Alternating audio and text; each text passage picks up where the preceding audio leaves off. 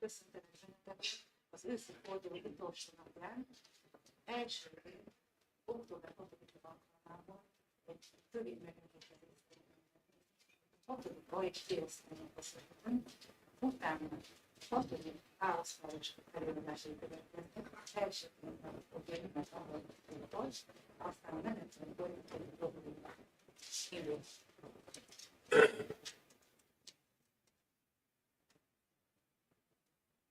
Uram, vértanúink! Föld a föld alól, a magyar föld alól, a vértanú szent lelke föld alól. Egy nagy napon, hol emlék és fékelen, a húsvitokra hittel nézzetek. Hittel reménnyel, mert most fél a nap, minden napoknál szebb és szabadabb. A nap, melyért mi vérben esve el, nyugodtan haltunk a ma reggelen. Szemünk nem látta, lelkünk látta csak, hisz onnan jönnek minden sugara. Hisz onnan arád új világ fele, szent háromságunk, mely jövőt teremt. Szabadság minden népük, aki él, s halni tudod, egy megváltó kitér. Az egyenlőség, hogy ember ne legyen, mások szabad prédája pecstelen. Testvérség, mely át világokon, kézt fog kézbe, hisz mind rokon. Ó magyarok, ti élő magyarok, a halhatatlan élet úgy ragyog. Rátok az egekbe lobogón, igazság leng lobogótakon. Az igazság, mely tegnap még halott, világ bírjájaként föltámadott. A népek szent szövetségébe ti úgy lépjetek, mint Kossuth népei. A föld alól, a magyar föld alól, vértanú szent lelke így alól.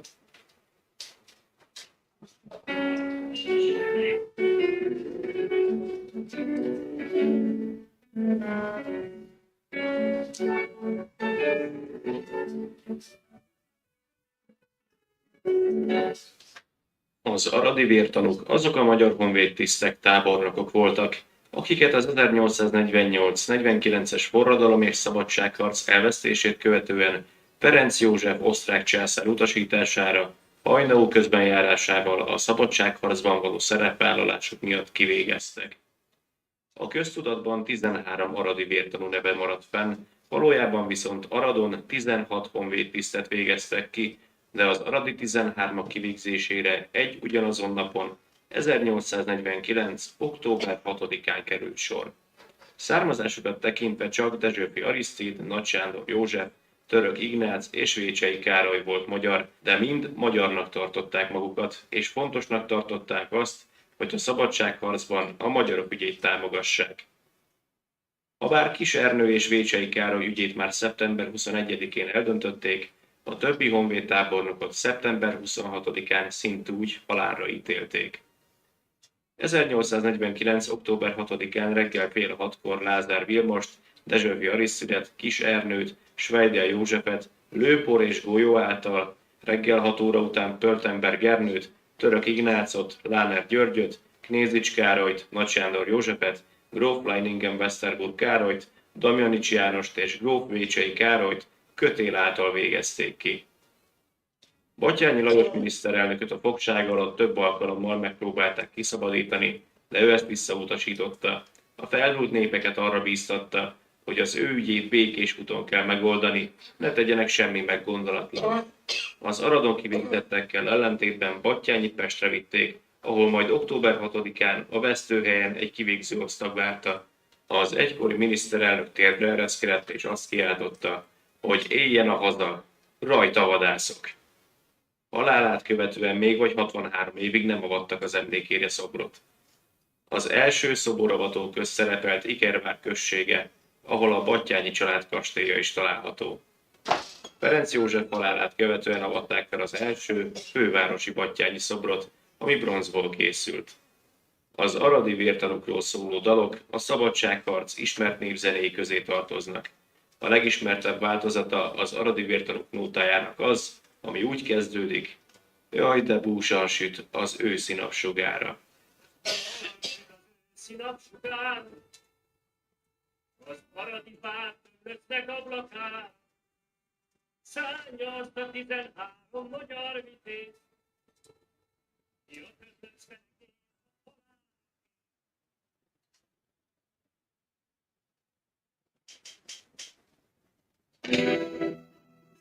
Ki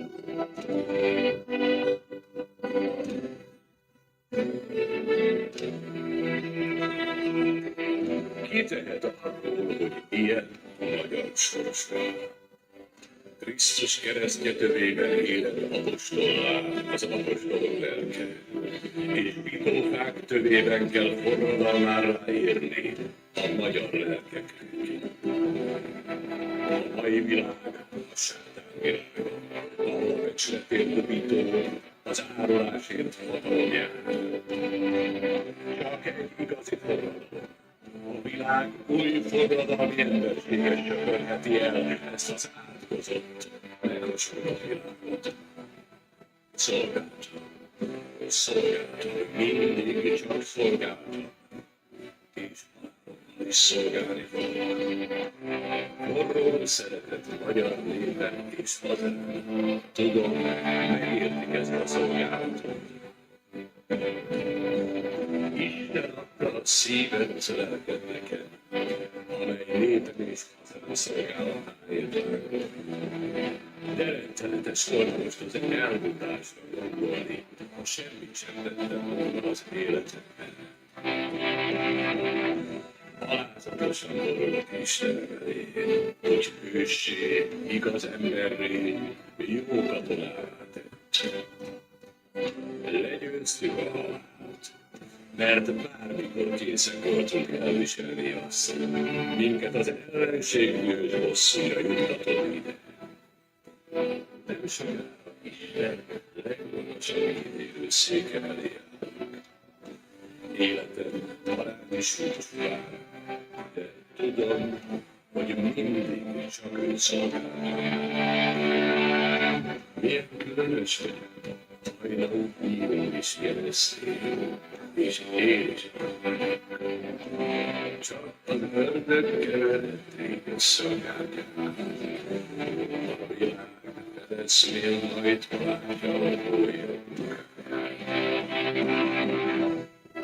Krisztus keresztje és a bitóba bolyrak van, és az isteni áldozat mellett oly törpe az én áldozatom.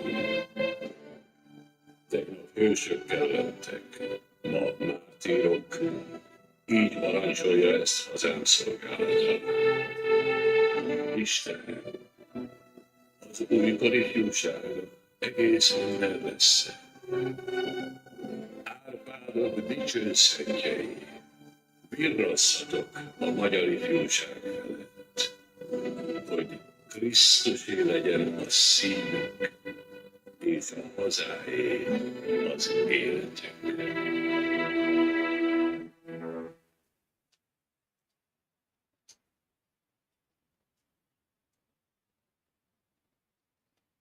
Hadirendben október 6-a. Őszi nap mosolyása, őszi búzsa hátás, őszi szélben hús keserve, egy-egy könyv a szentelt helyen. Majd megváltott hősjára, becsületet, dicsőséget az aradi 13. Az aradi Golgotára ráfogyott a napsokára. Odahull az őszi búzsa, hull rövidebb nincs ügyvédő. Látott sírok, száraz állam, oktavusz csendes állam az aradi 13. Ősznapnak csendes fénye, tűzi el fényességet. Úgy szívünknek enge fényen, adjon nyugvást, békességet, sugárban szálljon, keressen a küzdelményben az aradi 13.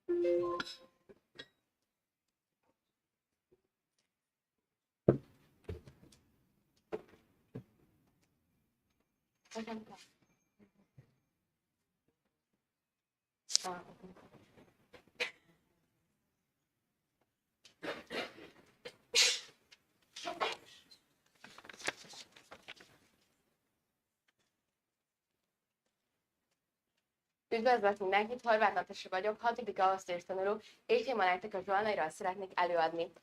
Mondhatjuk, hogy nekünk pécsieknek, de talán bátran mondhatjuk, hogy nekünk magyaroknak olyan a zsolnai, mint ünnepnek a gyertyafény, túlragyogja a hétköznapokat. A zsolnai név hallatán 170 évet felelő számtalan személy, történet, esemény, produktum, világhírnév, jubileumit eszünkbe, melyeket teljessége előadásomban nektek időkorlát miatt nem tudok elmondani, így azzal készültem, ami az általam összegyűjtött 16 témában nekünk legjelentősebb Pécs várossal szoros összefügg, és idegforgalmi nevezetessége is városunknak. Zsolnai Vilmos, a gyáralapító. 1828-ban ismert pécsi kereskedő és egy gimnázium igazgató lányának gyermekeként született. Kereskedőnek tanult, de a festészet vonzotta. Édesapja által megvásárolt kőedénygyárat Ignác testvérét átvette, felfutatta, majd világhírűvé tette. Fejlesztett, kutatott szakemberekkel dolgozott együtt. Gyermekei Teréz Júlia, tervezőművészek, Miklós pedig kereskedő lett.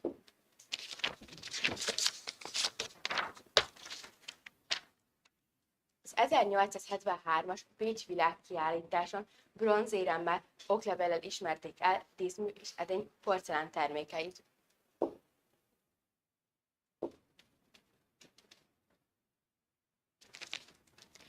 Zsolnai porcelánfajansz.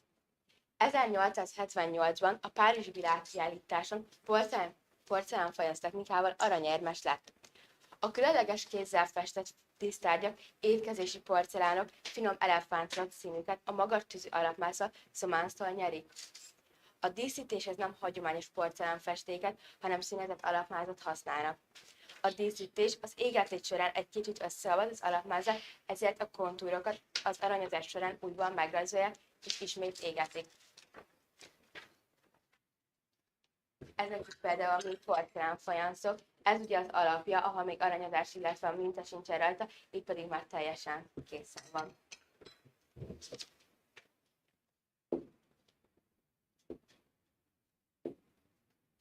Zsolnai Euzin. Az 1890-es években kémikus társaival együtt a legnevezetesebb találmányaként megjelent az Euzin. Az euzin az aranyszíntől a rózsabogár zöldig színjátszó fényesen csillogó vagy matkerámiamáz. Az elnevezése a görög eosz szóból ered, melynek jelentése a hajnal, hajnalbér. Az eozin az eoszról, a hajnal istennőjéről kapta nevét. Ez itt például egy eozin, ez például Zsolnai Vilmos, és ugye ez fényes. Zsolnai Pirográni. 1893-ban új épületdíszítő anyagot tett piacképessé, a pirogránitot. A somot törleményből készített tűzálló, fagyalló anyag, a pirogránit, önmagában színezve vagy különféle mázakkal kezelve sokkal alkalmazható külső homlokzatokon és belső terekben egyaránt. Ez például egy pirogránit Zsolnai oroszlán. Ez ugye már egy kicsit ilyen agyagosabb hatású.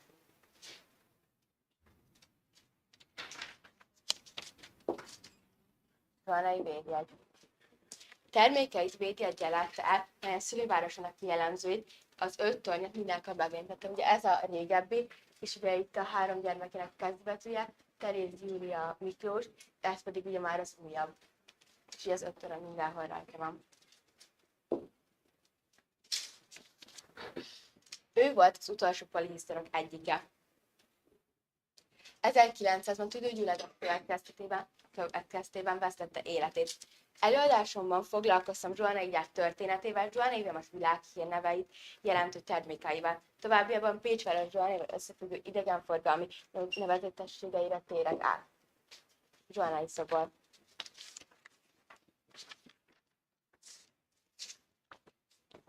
Zsolnai halála után a pécsiek összefogtak egy emlékmű állításáért a nagy iparos tiszteletére. 1907. október 13-án felavatták a zsolnai szobrot. Pécs város frekventált helyén a Szabadság út és Rákóczi út találkozási pontján. A hatalmas ötszögű talpazat szimbolikusan utal Pécsre, az 5 templom városára. Az 5 férfi alakja 5 különböző mesterséget és a zsolnai gyár sokoldalúságát szimbolizálja, melyek a szobrászat, az építészet, a festészet, a vegyészet és a fazekasság. A gazdagon díszített talpazat a zsolnai gyár világhíressé lett kerámia anyagból, pirogránitból készült. A szobor sziluett hatása minden irányba harmonikus, és valamelyik mellékalak mindig a néző felé fordul. A szobrot 2007-ben felújították, a környezetét a látogatók számára átalakították, a forgalom pedig körforgalmi csomóponttá vált. Zsolnai mauzóleum. A zsolnai mauzóleumot Zsolnai Vilmos 1900-ban bekövetkezett halála után fia emeltette a gyárral határos magaslaton. 1901-ben kezdték el építeni a neoromán épület egy sírkápolnát, alatta egy sírkamarát foglal magában, díszes eozin szarkofággal, 32 koporsófülkével. A kápolnában eozin oltárt és örökmécses helyeztek el, falakat színes csempékkel díszítették. A templom középpontjában lépcsős pódium Zsolnai Vilmos eozin szarkofágja áll, minden oldala figura és jelenettel díszítve. A legenda szerint téli napfordulókor, amikor a nap zeniten áll, a belső fény feltárja az eozin titkát.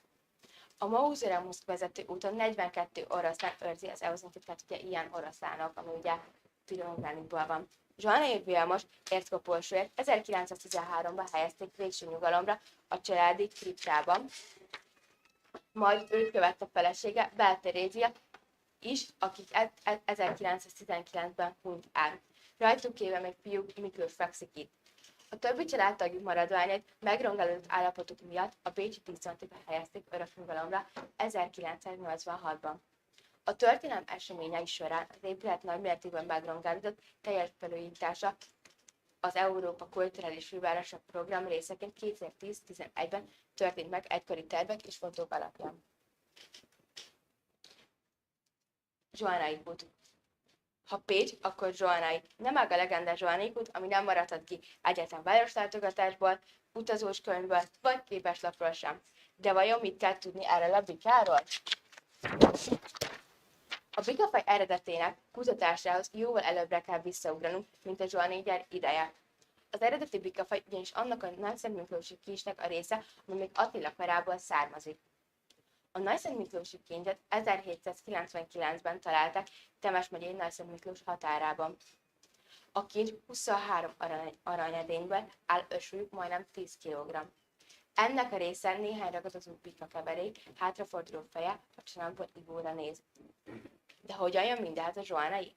A keletről származó Magyarországon megtalált kincs megragadta a tekintetüket, és úgy döntöttek, hogy felhasználják, több helyen is megtalált ez a motivum, többek között az ikonikus pécsi Zsolnai kúton is. Zsolnai kút pécsi átvétel. Zsolnai Vilmos emlékére fia Zsolnai Miklós 1908-ban felajánlotta, hogy díszkutat ajándékoz Pécs városának. 1912-ben el is készült a pécsi Zsolnai gyárban, de elhelyezésre még sokáig magára váratott, ugyanis a világháború fosztogatói előtt úgy adugták, hogy 1930-ban került a város főterére. Zsolnai Múzeum. A Zsolnai család 1928-ban múzeumot alapított Zsolnai Vilmos születésének 100. évfordulója alkalmából. A Janus Pannonius Múzeum állandó kiállítása, mely Pécs legrégebbi, ma is álló lakóházában, a Kápszon utca 2-ben található. A kiállításon a gyár díszművei láthatóak kronológiai sorrendben, ezen belül stílus irányzatok tervezők szerinti csoportosításban. A Janus Pannonius Múzeum leltárában szerepelnek a Zsolnai építészeti kerámiák, a díszművekhez tartozó tervrajzok, a készült kiviteli tervek és a gyár működésével kapcsolatos dokumentumok, személyes mondatkal, levelekkel együtt. A zsolnai forma dekorként 6500 formát, 4000 dekort, illetve ezek számtalan kombinációját tartalmazza. Zsolnai kulturális negyed. Pécs 2010-ben Európa kulturális fővárosa volt, és mondhatjuk, hogy ma is az. Ennek keretében alakult ki a zsolnai termékek mellett hungarikummal minősített zsolnai kulturális negyed. Feltétlen meg kell említeni, hogy itt működik a Zsolnai Porcelán Manufaktúra Zrt., melyről mondhatjuk, hogy a manufaktúra és méretben tovább viszi a Zsolnai porcelán fajansz, euzin és a pirogránit világát. Még itt meg szeretném említeni a Gingó biroba növényt, mely a Zsolnai Kulturális Negyedben találta belőle egy olyan darab, hogy még Júlia ültetett, Zsolnai Vilmos lánya. Mindaz sugallják, sőt harsogják, itt egy kivételes géniusz, Zsolnai Vilmos megismertetett produkciójával van dolgunk. Köszönöm szépen a figyelmet!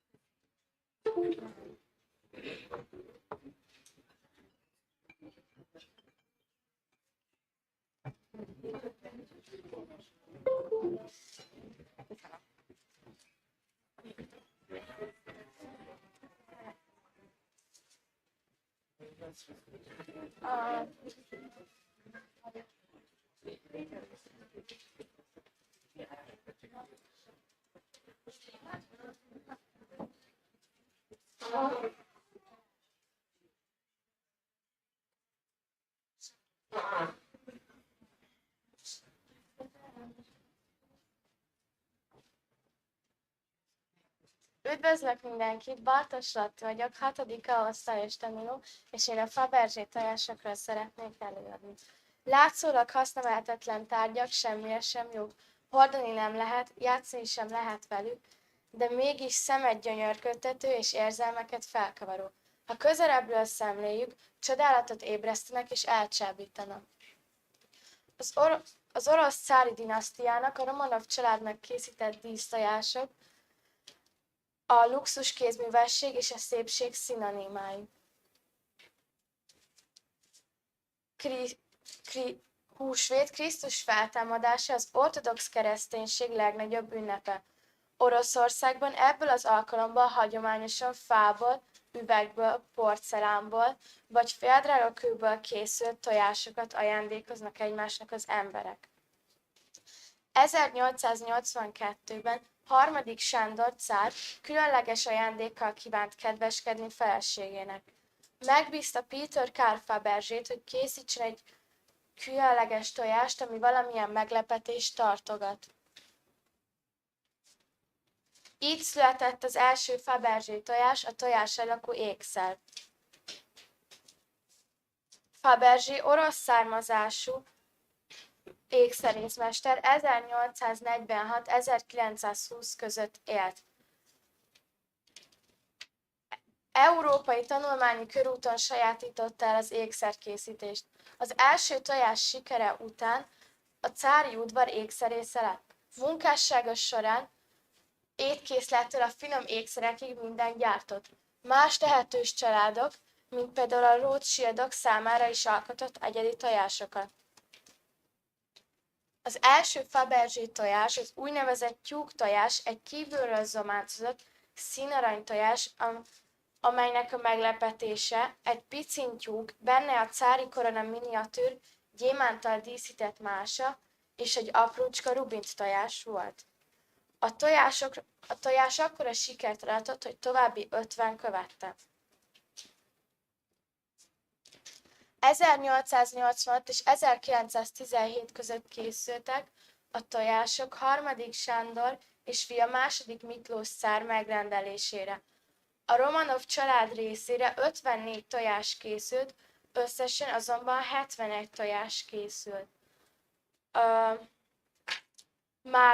Már csak 62 tojás maradt fent. A dísztojások témája és formája mindig változatos volt, az idők folyamán mintázatuk egyre bonyolultabbá vált, többféle alapanyagból készítették, nemesfémekből, drágakövekből. A tojások egy-egy témán készültek, általában Oroszország jelentős eseményekből, vagy Romanov évfordulókból és ünnepségekből. A tojások elkészítése akár egy évig is eltartott. Fabergé annyira maximalista volt, hogy amelyik tojás nem volt tökéletes, összetörte. A A következő diákon bemutatom a leghíresebb és számomra legkedvesebb tojásokat. Transzszibériai vasút. 1900-ban készült a tojás, a Föld leghosszabb vonala elkészültére állít emléket. A tojáson vésve van az útvonal térképe, drágakövek jelölik a megállókat. Bársonnyal bélelt belsejében egy aranyból és platinából készült kis gőzmozdonymása. Ezt föl lehet tekerni, és körbe-körbe megy. Mozaik tojás. A tojás a nevét azoknak a hímzésre emlékeztető apró kövekből kirakott virágmintának köszönheti, ami az 5 félbevágott igaz gyöngyel kell kialakított és brillt csiszolású gyémánttal összekötött meltűt imitáló ovális körben van. A tojásban elhelyezett ajándék egy miniatűr képtartó a cári csemeték profiljával ráfestve. Napóleon. 1912-ben készült a napóleoni háború borodinói csatájának 100. évfordulójára. A tojás egyike annak a kettőnek, amelyiknek fennmaradt a tervrajza. A tojás sárga aranyból készült, külső oldalán smaragd panelek, rubinok és gyémántok találhatók. A tojás belsejében szatén és bársony szegélyezi, a meglepetés egy 6 paneles miniatűr képernyő, amely akvarellen 6 katonai ezredet ábrázol. Téltojás. 1913-ban készült, a tojás külseje fagyra, átlátszó üvegen képződött jégkristályokra emlékeztet. 1660 gyémánttal van kirakva, kvarcból és platinából készült. A miniatűr meglepetés egy virágkosár, 1378 gyémánttal van kirakva, platinából és aranyból készült. Páva. 1908-ban készült, az átlátszó tojás hegyi kristályból és aranyozott ezüsthúzalból áll, a stílusa meglehetősen egyszerű, a tojást felül egy csat tartja össze, ha nyitva van, 2 részre esik. A tojás belsejében egy kis mechanikus zománcozott páva található, ami egy vésett aranyágon ül. A zománcból és drágakövekből készült virágokkal körbevéve. A pávát ki lehet emelni az ágak közül, ezt is föl lehet húzni, mozgatja a fejét, és zománcozott farkát kitárja és összezárja. Napjainkban a Fabergé tojások a Krell Múzeumban, a Virginiai Szépművészeti Múzeumban és a New Orleans-i Művészeti Múzeumban találhatók szétszórva, magángyűjteményekben is található. 7 tojás sorsa viszont ismeretlen, ma is működik a Fabergé ékszergyártó cég. Köszönöm a figyelmet!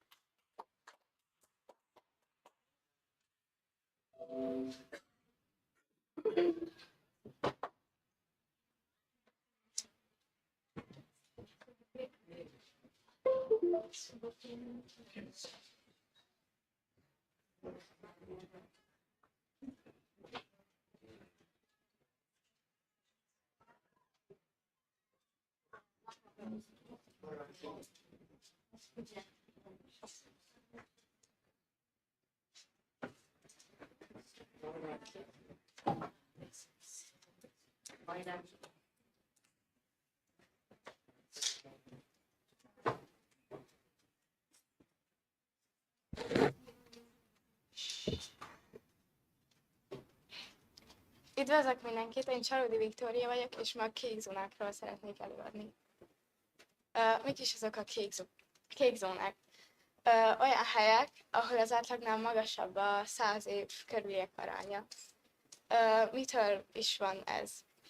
Hát több oka van, de a főbb okok igazából az egészséges étkezés, a természetközelibb életmód, a sok nem feltétlen megerőltető testmozgás, és a stresszmentesebb életmód. Hol is vannak a kék zónák? 5 darab hivatalos kék zóna van a Földön, Loma Linda Kaliforniában, Nicoya Costa Ricán, Szardinia Olaszországban, Ikaria Görögországban és Okinawa Japánban. Jaj,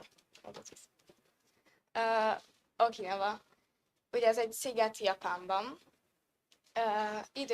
Hát itt az időseknek is van életcéljuk, amit ők ikigainak neveznek.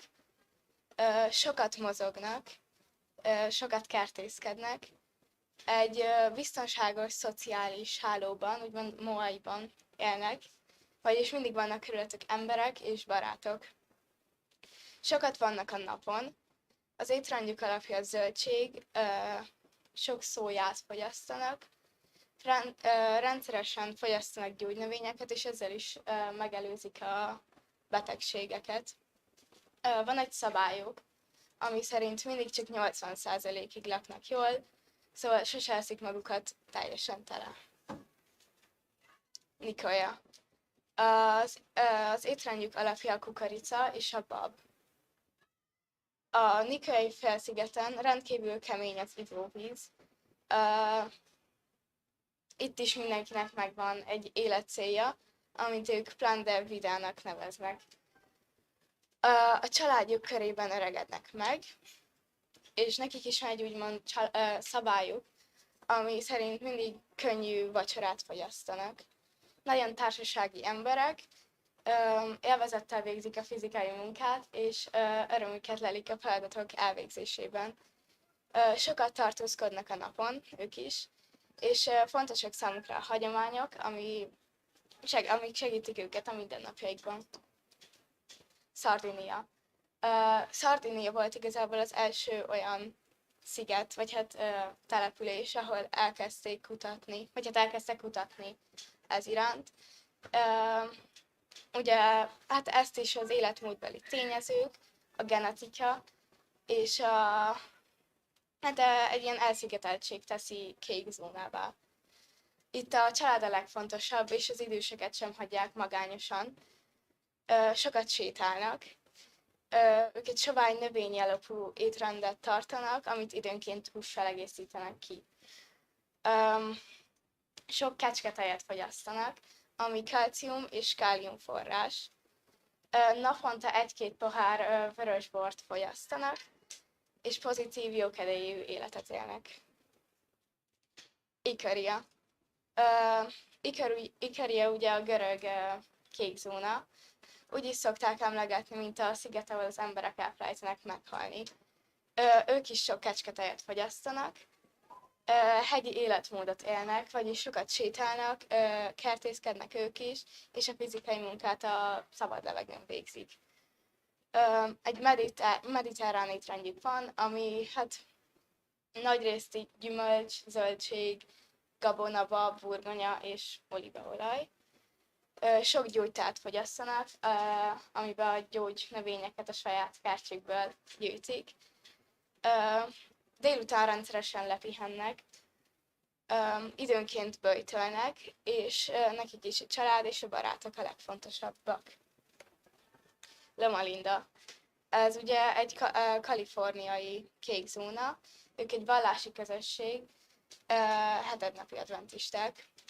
Aktív közösségi életet élnek, a pihenésre tudatosan szánnak időt, úgyhogy szombatonként mindig pihennek. Könnyű vacsorát fogyasztanak ők is, mértéktartóan és rendszeresen mozognak, magvakat szoktak nassolni, és hát nekik is van életcéljuk még időskorban is. A könyvből, ahol az információkat nagyrészt gyűjtöttem, a könyvírója végén összegyűjtötte a tanulságokat, és hát így leírta, Az első az, hogy mozogjunk természetesen, és hogy ne csak akkor mozogjunk, mikor kell, hanem amikor tehetjük, mozogjunk. A hara-hacsibu, ami igazából az, hogy ugye csak 80%-ig lakjunk jól, és hogy ne együk magunkat tele. Zöld álláspont, hát az a kevesebb húst együnk, és kerüljük a feldolgozott ételeket. Az élet szőlője, az ugye hát a mértékletes borfogyasztás, amit ők ugye hát egészségesnek tartanak. Célkitűzések, szálljunk időt arra, hogy az egészet lássuk, és hát igen, lassítsunk, szálljunk időt a stressz enyhítésére. A szeretteinké az elsőbség, a család legyen a legfontosabb. És ugye a kék zónákban élők úgy gondolják, hogy az is segít, hogyha körülveszünk magunkat kék zónákra jellemző értékeket valló emberekkel. Köszönöm.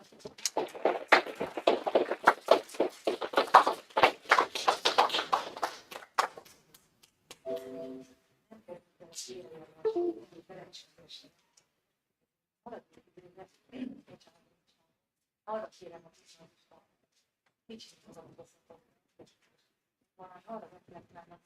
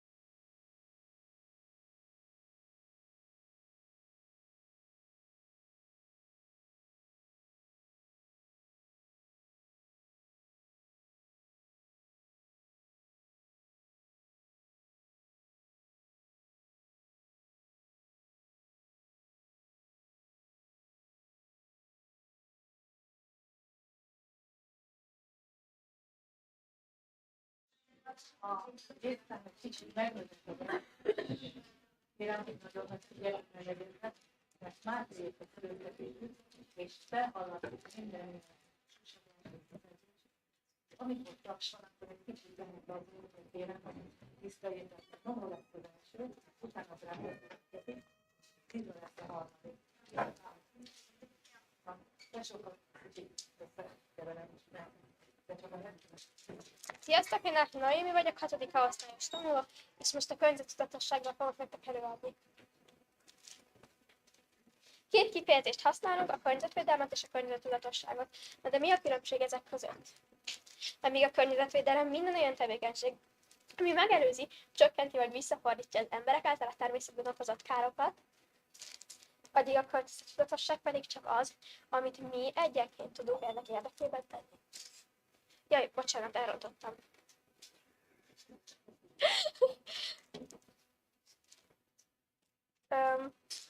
Azzal kellett volna kezdenem, hogy miért választottam ezt a témát. Mert a környezetvédelem fontos, és az, hogy védjük a környezetünket, és mert meg szeretném mutatni, hogy egy ember mit tud tenni ennek érdekében. Szóval igen, két kifejezést használunk, környezetvédelmet és a környezettudatosságot. De mi a különbség ezek között? Míg a környezetvédelem minden olyan tevékenység, ami megelőzi, csökkenti vagy visszafordítja az emberek által a természetben okozott károkat, pedig a környezetvédelem pedig csak az, amit mi egyenként tudunk tenni ennek érdekében. Mik a fő problémák? Ugye, hogy szemetelünk, itt látható a hulladék összetétele. A legnagyobb része papír, és a többihez képest még elég nagy részt tesz ki a műanyag, és azért elmaradék, aztán a kisebb részek azok egyikre sem tudok, hogy mit jelent, például a nehéz filmről sem. Igen, és az üvegházhatású gázok eredete mindenfajta tevékenységünk felszabályozzuk a környezetet, ezzel üvegházhatású gázokat termelünk. Ezek hozzáadnak a természetes a földet körülvevő búrokhoz, és emelik a földi hőmérsékletet. Ennek eredménye a globális felmelegedés. Legegyszerűbb kezdeményezése. Például, hogyha boltban vásárolunk, és van nálunk táska vagy szatyor, akkor használjuk azt a bolti műanyag becsváját, viszont ha nincs nálunk, akkor is inkább újrahasznosított műanyagból készült, vagy papírból készült zacskót használjunk. Igen. Természetesen az is ide tartozik, hogy ha szelektíven nyújtjuk a szemetet. Már az is sokat számít, hogyha van otthon két kukád, amivel külön nyújtod a műanyagot a vegyes hulladéktól. Aztán, hogy tudatosabban vásároljunk, csak azt vegyük meg, ami kell. Hogy csökkentsük a hulladéktérfogatát azzal, hogy összenyomjuk, vagy összegyűrjük a teljes üdítős dobozokat, mert sokkal kevesebb helyet foglal így a kunkában. Igen. Spóroljunk az árammal, kapcsoljuk le a villanyt, ha kimegyünk egy szobából, ne járassuk feleslegesen a tévét vagy a laptopot, és ne vegyünk paláckos ásványvizet, hanem töltsünk csapvizet újra tölthető üvegbe, és azt tegyük a hűtőbe, és használjuk újra. A tudatosabb vásárláshoz tartozik, hogy tartsuk meg a blokkot, ha cipőt, ruhát vagy kabátot veszünk, így szükség esetén ki lehet cserélni, és nem kell kidobnunk. Mi szeretném? Köszönöm. Hasznosítsuk újra jó állapotban lévő ruháinkat, bútorainkat, vagy bármi másunkat. Találjunk neki új gazdát. Nekünk sem kell mindig újat venni, hanem kereshetünk épp használt tárgyakat. Ehhez ma már rengeteg weboldal és alkalmazás létezik. Aztán spóroljunk az élelmiszerrel, annyit vásároljunk belőle, amennyi jár. Vagy egyébként a legtöbb élelmiszer csomagolása erős a környezetszennyező, szóval azokat is a szelektív kukába adjuk. Elektromos áramhasználatának csökkentése. A régi jégép sok energiát fogyasztottak, mert nem csak fényt, hanem hőt is termeltek. Az egyen újabb, energiatakarékosabb égők már kevesebbet fogyasztottak, nem melegedtek fel annyira.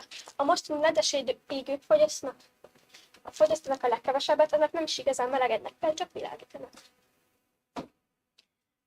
Igen.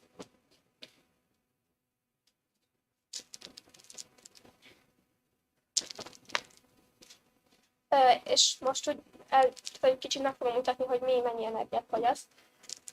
Például, hogyha fel szeretnénk tölteni egy telefont, egy teljesen anyagú telefon 100%-ra, az körülbelül 10 watt, az olyan, mintha egy óráig égne egy jól világító lámpa.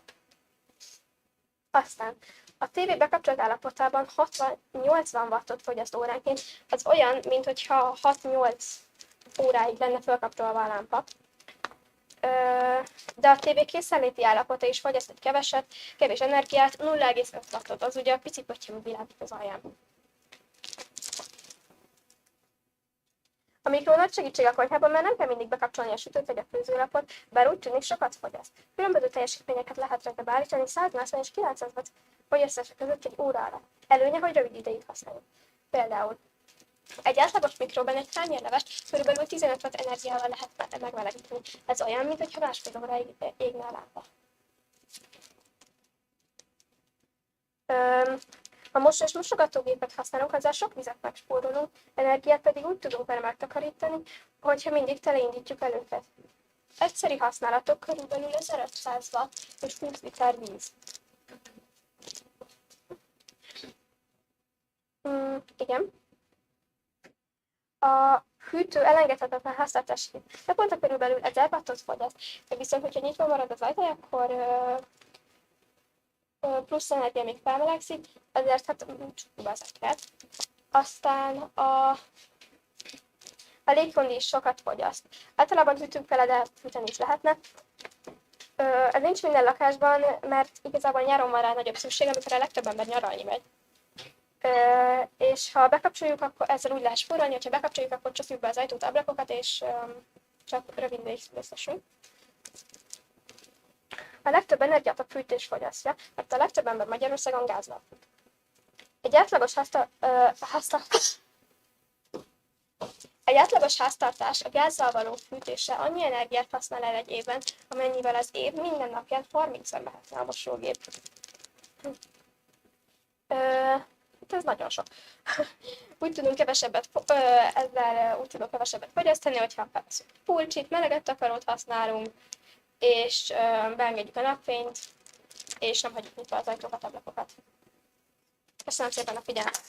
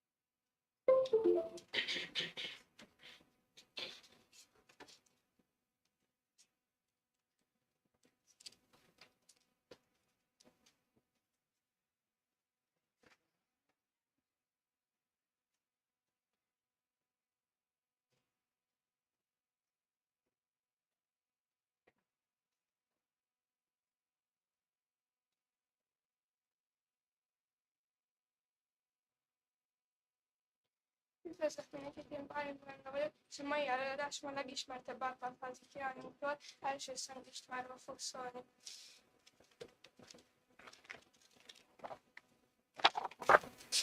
Az utolsó magyar fejedelmünk és első magyar királyunk a keresztény magyar állam megteremtője.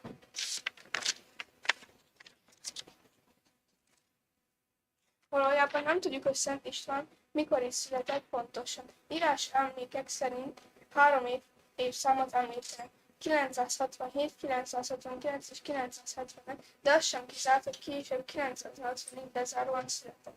De nem csak a dátum, a helyszín sem tisztázott. Egyes források szerint Esztergom a mai bazilika északi tornya mellett álló templom kápolnává alakított szobájában látta meg a napvilágot. Más írásos emlékek szerint viszont édesapja Géza Fejdenek Fehérvári palotájában született. Apja őt jelölte ki utódjának, de a nagy fejedelem halála után meg kellett küzdenie idősebb rokonával, Koppánya a főhatalomért. A Veszprém melletti csatában német segítséggel legyőzte Koppányt, de ez csak a családon belül állította helyre a békét.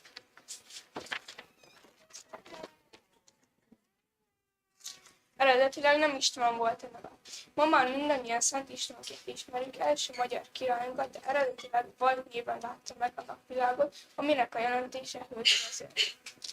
Az István nevet megkeresztelkedés után vette fel, mégpedig az első keresztény vértanú után.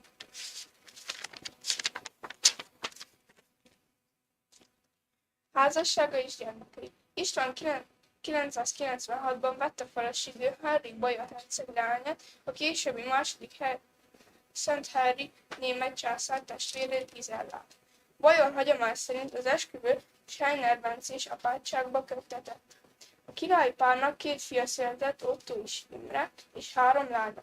Első magyar királyon túlélte a gyermekeit. Csak Imre herceg élte meg a felnőttkort, de egy vadkanvadászat során fiatalon elhunyt.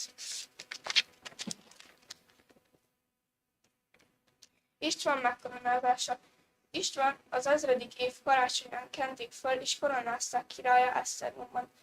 Ez egyenlő volt királyi méltóságra emelésével és apostoli küldetésének elismerésével. A pápától kapott előjogra támaszkodva birodalmának szilárd egyházi szervezetet adott. Országot 10 püspökségre osztottak, köztük 2 érsekséget alapított Esztergomban és Kapcsán.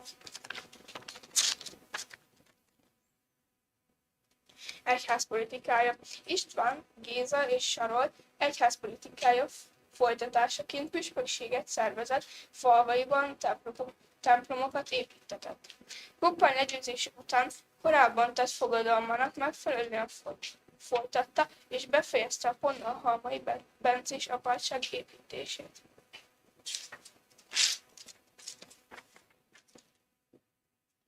Pénzveretés. Korai Árpád-kori Magyarország pénzveretése a magyar pénztörténet legrégebbi fejezete. Pénzérmékkel már az államalapítás megelőzően is találkozhattunk. A magyarok a pénzveretés az államalapítás részeként Szent István király indította meg. A korszak fő pénzegysége a dénár és az annak felét érő obolusz volt, mindkettő ezüstből.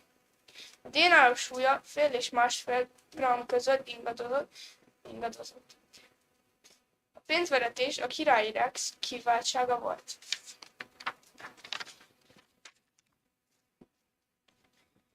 István által veretett első pénzek feltehetően közvetlenül királyák koronázása után kerültek forgalomba.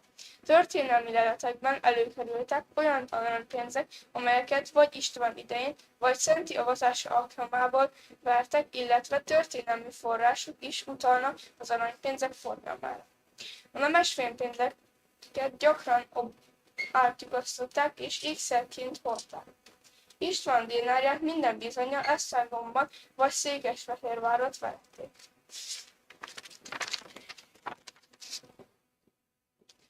Szent Istvánhoz szorosan kapcsolódik a Szent Korona, melyet legalább annyi legenda övez, mint magát a királyt. A koronát második Szilveszter pápa isten kinyilatkoztatás után küldte el István királyra.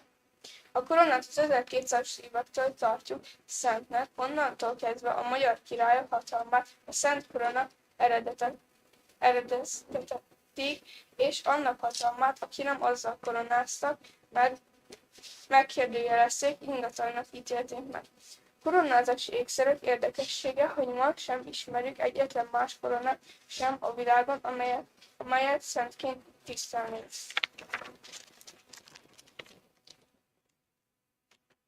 István uralkodása a magyar történelem legfontosabb 4 évtizede volt, amelyről joggal mondhatjuk, hogy megalapozta egy egész nemzet jövőjét. István király 1038. augusztus 15-én Mária mennybevételének napján hunyt el. Halála előtt szűzanyáknak ajánlotta az országot. Így vált Krisztus anyja a magyarok nagyasszonyává. Az apjától átvett, széttagolt, ezer érdektől feszített gyenge fejedelemség helyett egy egészséges, szilárd, keresztény monarchiát hagyott utódjának, Orzeló Péterre.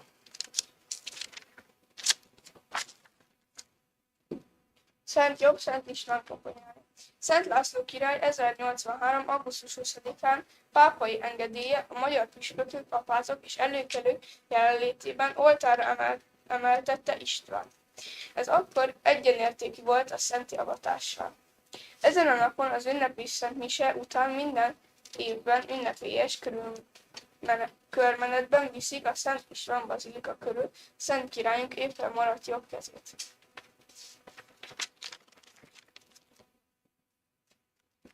Eredetileg a Szent Jobb sem csak csuklóból állt, hanem az egész alkarból, de idővel a magyar uralkodók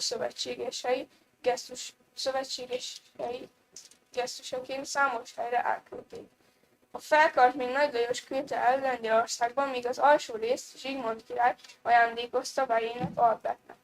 Szent Jobb a török elől Dubrovnikba került. Ma a Szent István bazilika ad otthont a Szent Jobbnak. A koponyacsontból idővel leválasztottak darabokat, ezeket ma egyrészt a Pannonhalmai Bencés apátságban őrzi, másrészt a Mária Terézia azáltal alapított székesfehérvári püspökségnek adományozott egy darabot. Augusztus 20-a. Magyarország nemzeti ünnepe és hivatalos állami ünnepe az államalapítás és az államalapító első Szent István király emlékére. A nap egyben a Magyar Katolikus Egyház Magyarország fő védőszentjének tiszteletére tartott ünnep.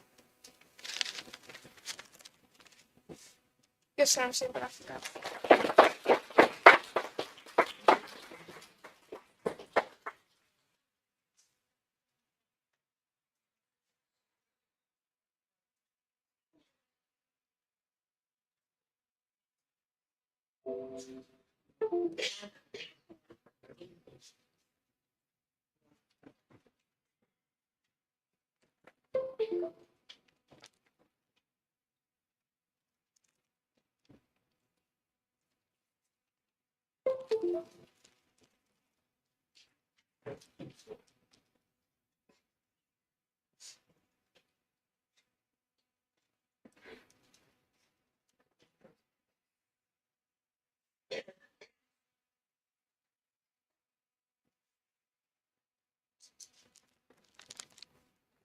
Sziasztok, én Jászai Janka vagyok, 6. osztályos tanuló, és most az ásványokról és a kristályokról szeretnék előadni.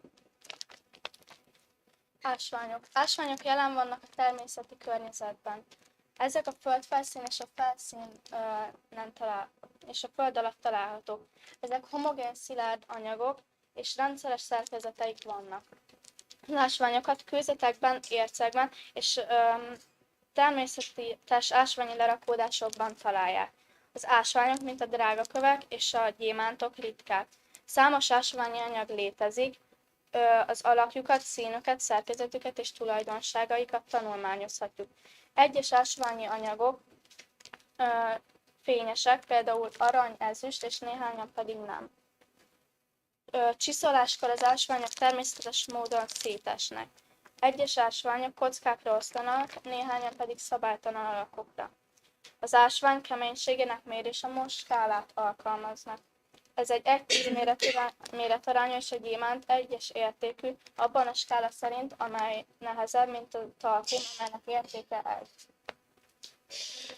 Kristályok. A kristályok szilárdak, amelyek szerkezetet és szimmetriát rendelnek. A kristályok atomjai, molekulái vagy ionjai különös módon vannak elrendezve, így hosszú sorrendűek.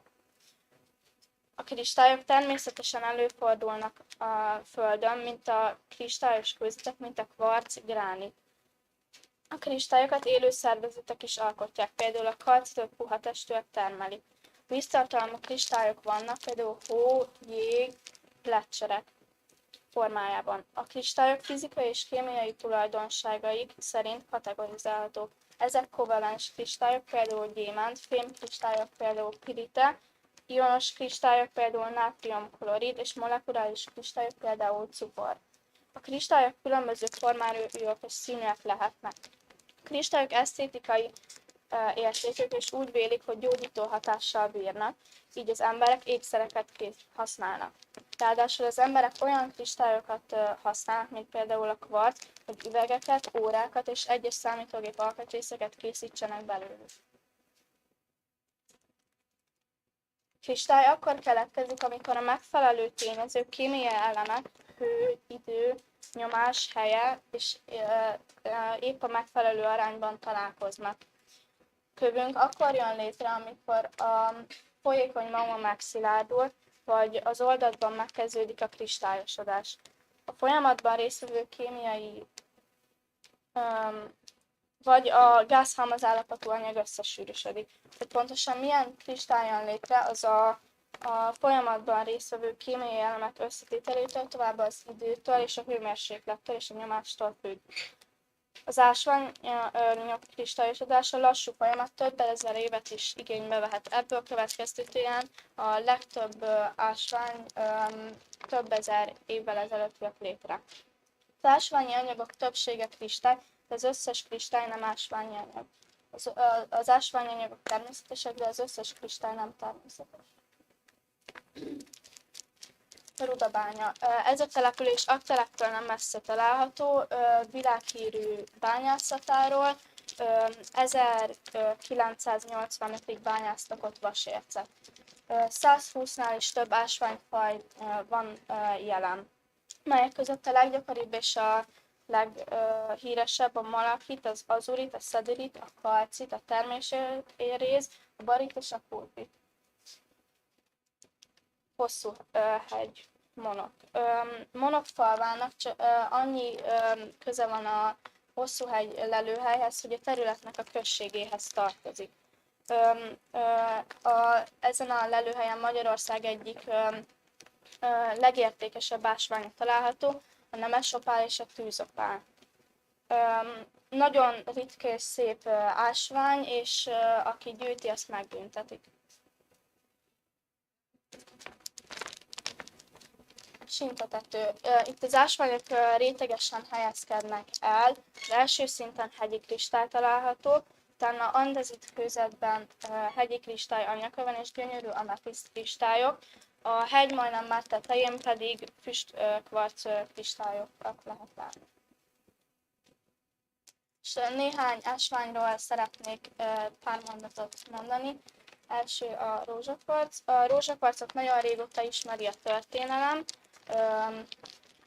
A történelem során sokszor felbukkant ez az ásvány. Az ókori egyiptomiak a szerelem és a szépség szimbólumaként tekintettek rá. A rózsakvarc viszonylag fiatal kvarckristály, az 1800-as évektől ismerik. Elnevezést a színéről kapta, amelyet a kvarcba épült titán és egy kevés mangán biztosít. Lelőhelye Brazília, Madagaszkár és a USA. A fluorid. A fluorid átlátszó vagy áttetsző üvegfényű kalciumfluorid tartalmú vulkánikus folyamatoknál képződő kő. Fluoridot a 18. századtól ismerik ezen a néven, előtte folypán néven ismerték. A fluor annyit jelent, hogy folyó. Lelőhelye Spanyolország, Anglia, Ausztria, Mexikó, Kína, Délnyugat-Afrika, Svájc és Németország. Tigrisszem. Színe gyönyörű sárgásbarna, aranybarna, jellegzetes csíkozással. Lelőhelye Dél-Afrika, Nyugat-Ausztrália, Belső-Ázsia. A tigrisszám általában metamorf kőzetekben található, és szicílium-dioxid kristályok származéka. Akvamarin, az akvamarin a bátorság köve, leggyakoribb színelőfordulása kék. Lelőhelye Brazília, Madagaszkár, Oroszország és az Egyesült Államok. Nekem ezek közül a rózsakvarc tetszik a legjobban. És köszönöm szépen a figyelmet.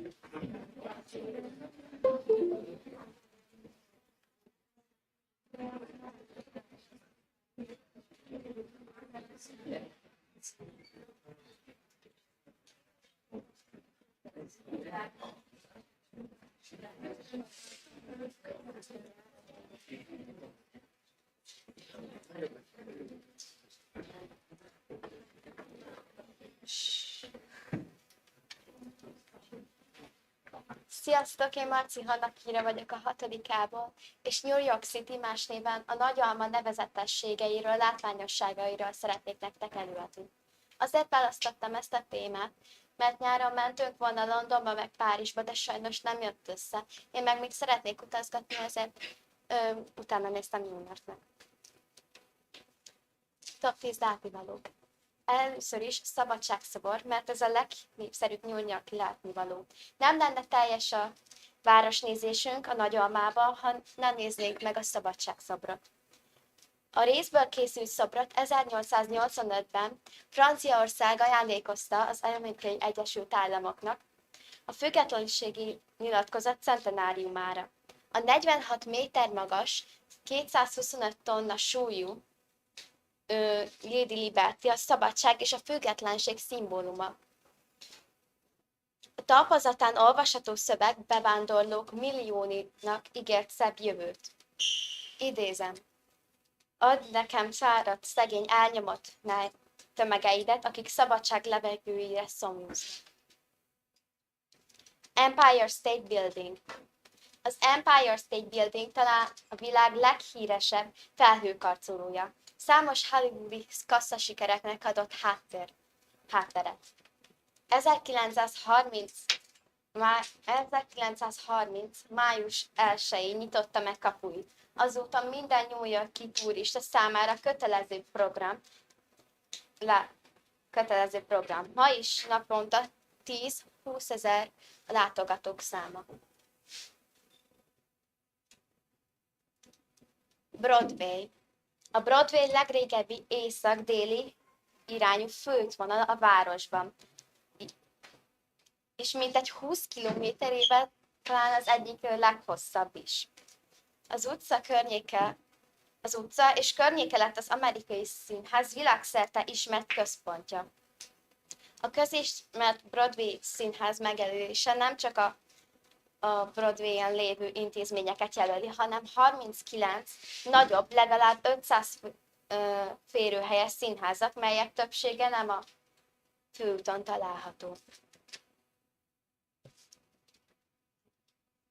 Times Square.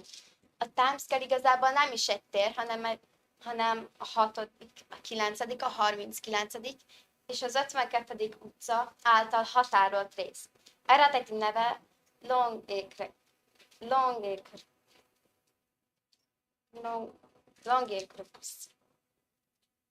Square volt. Majd miután 1904-ben a New York Times kiadója ide költözött, megkapta a Times Square nevet. 1907-ben kezdődtek a ma már több mint 100 évre visszanyúló hagyományos újévi ünnepségek.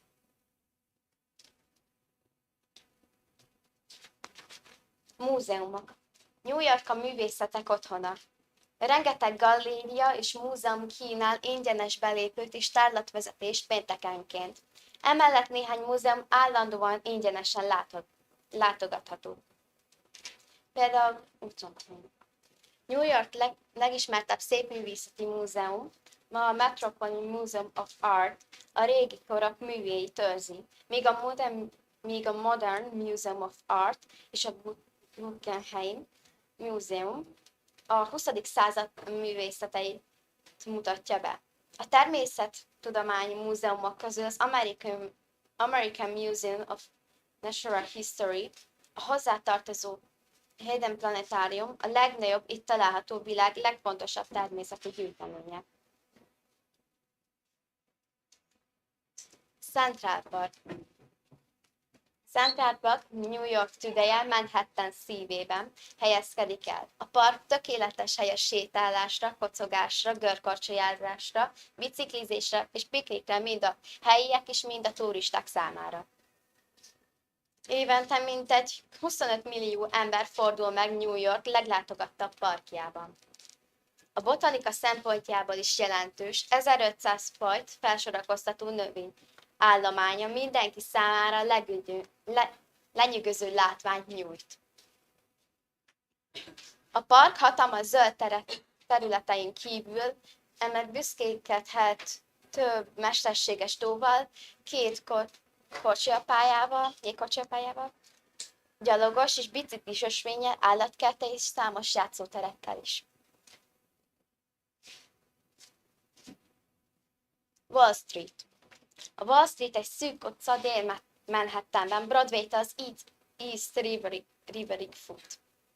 Nem csak egy utca, ennél több az Egyesült Államok gazdasági és pénzügyi erejének jelképe és központja. Ez az otthon a New York Stock Exchange-nek, a világ legnagyobb tőzsdéjének, míg kizárólag csak irodák, bankok és egyéb pénzintézetek voltak az utcában, ma egyre több épületet alakítottak át luxus lakóházá. Brooklyn híd.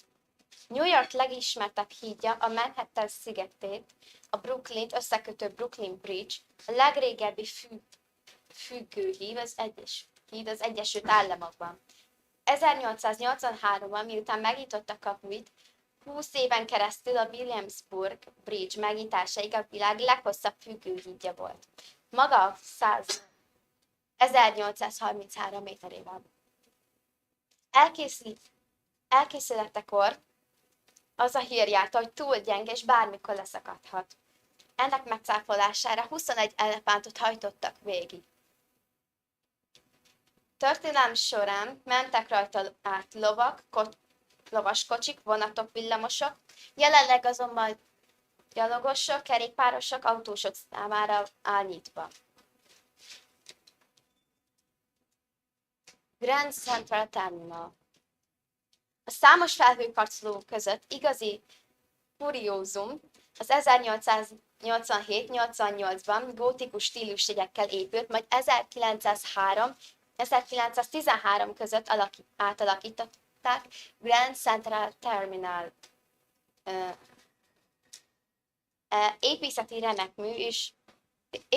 remeklű, úgy szépséges elegancia, mint a bravúros mérnöki megoldások miatt, ugyanis igazából egy nagy útvesztő, ami összeköt minden környező utcát, épületet a föld alatt lapozó megannyi vonattal. Az impozáns és szépen helyreállított csarnoknapi félmillió turistát vonz több százezer utazó mellett.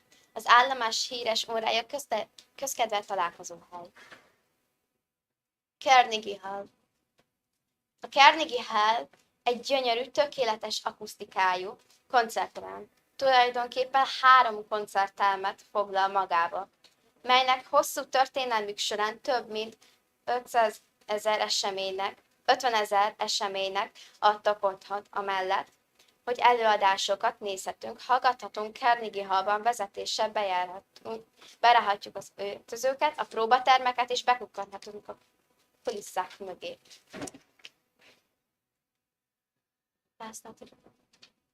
Köszönöm szépen a figyelmet!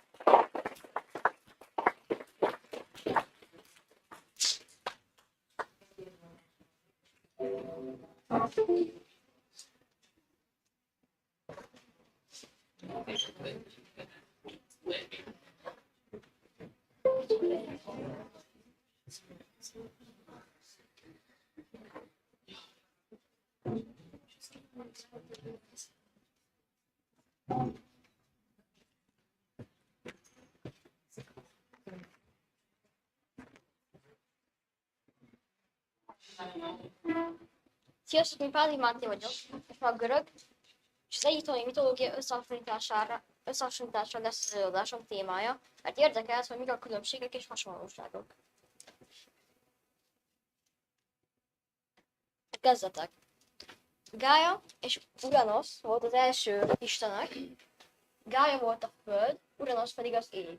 Egymásba szerettek, sok gyerekük lett, ők lettek a titánok. De egyszer Uranos már nem járt le Gájához, földistennőhöz, így nagyon megharagudott rá.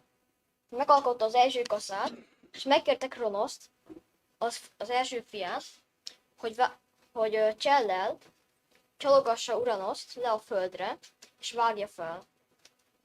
Sikerült is, így Kronosz lett az új király. Az egyiptomi mitológiában pedig nagyon hasonló. Geb és Nut, az ég és a föld istene, egymásba szeretett, de nem lehettek együtt, mert megtiltották nekik. Így Nut csinált plusz 3 napot, ezek lettek a démoni napok, így együtt lehettek, és 3 gyerekük született. Közülük Szét, az pusztítás és a rossz indulat istenei. Nagyon hasonlóak. Én meg is lepődtem, hogy milyen.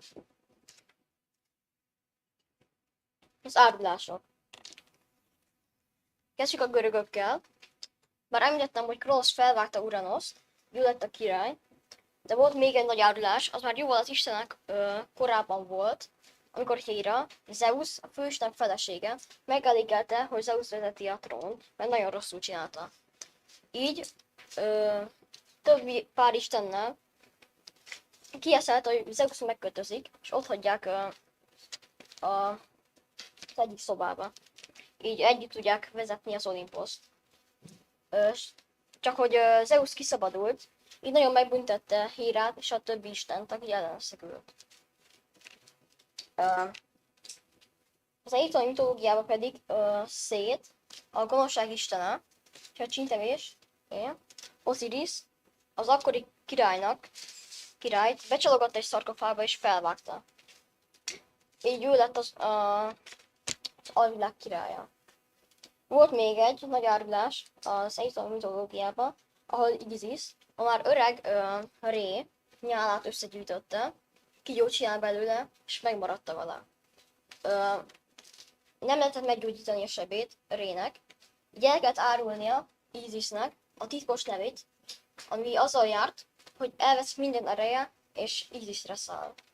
Meg is tette, így Isis lett a legerősebb isten. Az istenek. Most csak a hasonló isteneket fogom felsorolni, mert ha az összeset felsorolnám, akkor itt lennénk estig. Zeus és Ré abban hasonlítanak, hogy mind a kettő főisten. Utána jön Héra és Isis, akik egyben a királynak a felesége. Utána jön Hádész és Anubis, mellette Osiris, a holtak istene. Poseidon, Hápi és a tenger istene. Hápi egyiptomi volt, itt nem szerepel, ő a Nílus istene volt. Utána jön Árész, aki Hórusszal felel meg, ők háború istenek voltak. Utána jön Afrodité és Hathor, a szerelem istenei. Utána jön Tot és Athéné, akik a tudás istene voltak, és elhozták az embereknek a civilizációt.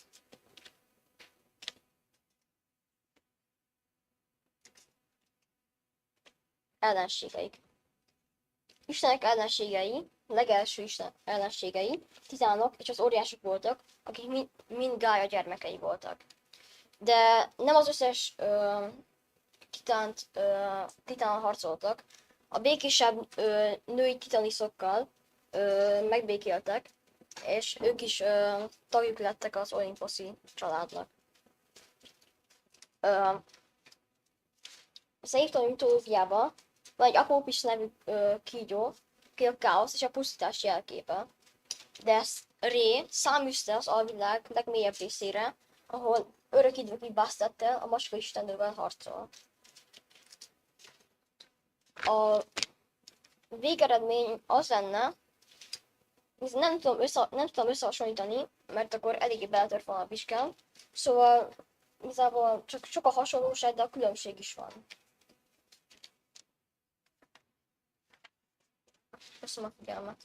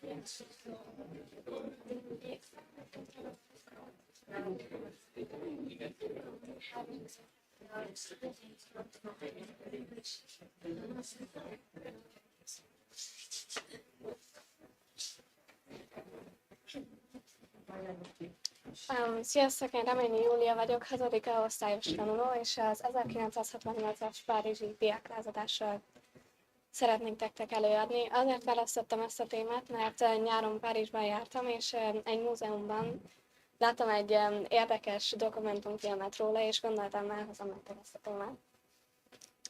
A világháború után Franciaország jelentősen elszegényedett, és részben az is volt az oka annak, hogy a Párizsban tanuló egyetemisták a jobb körülményekért tüntetni kezdtek.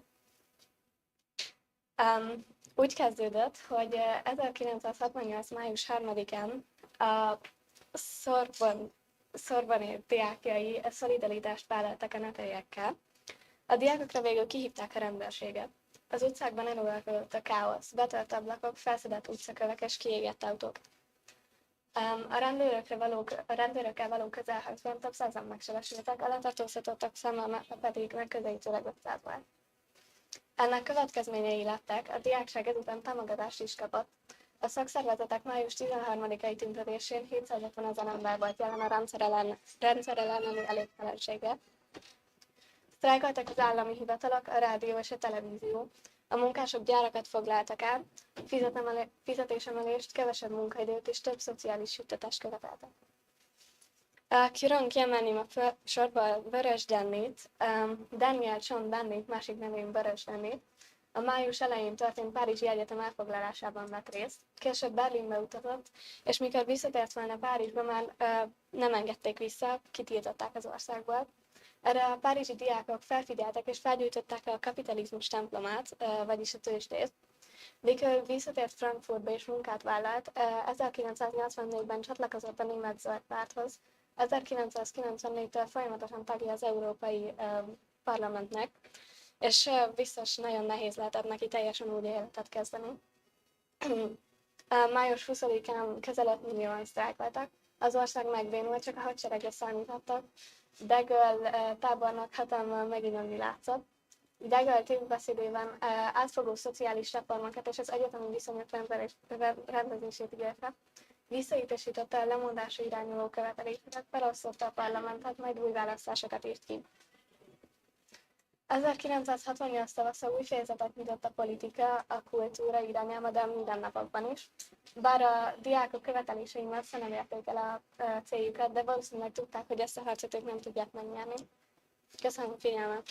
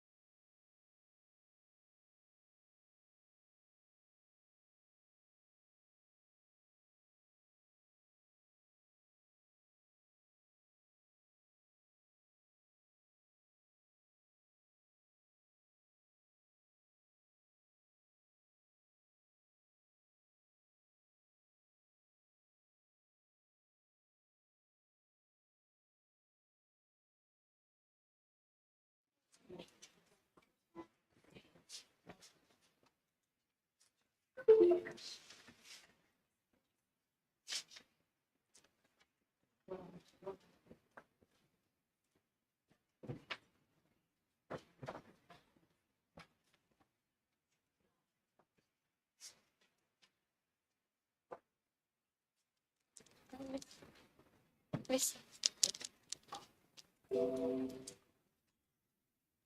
Hát itt kéne lenni a cím.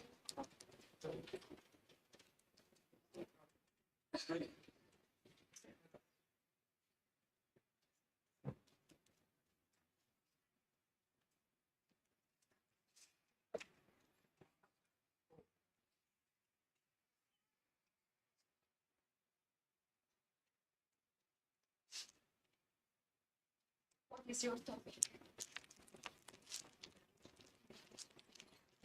Első királynő.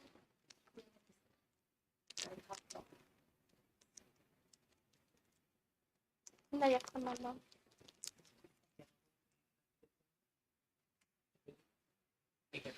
Mindegy, mondom. Hi, my name is Janka Yasa and talk about Elizabeth II, British Queen. Elizabeth II full Brit name Elizabeth Alexander Mary. She was born on 1926, the first child of Duke and Duchess of York. She married to Philip Mountbatten on 1947, former royal prince of Greece and Denmark. They were married for 73 years until Philip's death in 2021. They had 4 children. Elizabeth was the ruler of 32 independent states. After her father's death in February 1952, at the age of 25, she became queen of 7 Commonwealth countries. The longest reigning monarch of the United Kingdom. Predecessor George VI, successor Charles III. Died September 8, 2022, aged 96. She and her 4 years younger sister were homeschooled. Their schedule included masterly history, music, literature, English, and French. She became an excellent swimmer, winning the London Swimming Club championship at the age of 13. She later studied law and religious history. She loved horses since her childhood. She took her first riding lesson when she was 3 years old. On her 4th birthday, she received his first horse from her grandfather, George V. She often was riding horseback in her free time. She enjoyed going to horse races. Elizabeth loved dogs since her childhood, especially the Corgi breed. She got her first Corgi on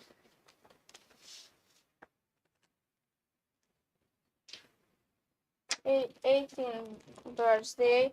During her 70-year reign, she had more than 30 dogs. The Queen also had Hungarian ancestry. One of her great-grandmothers was the Hungarian Countess Claudia Rédei. The crown estates, which are the personal property of the Queen, are estimated to be worth a total of £7.3 billion. Thank you for your attention.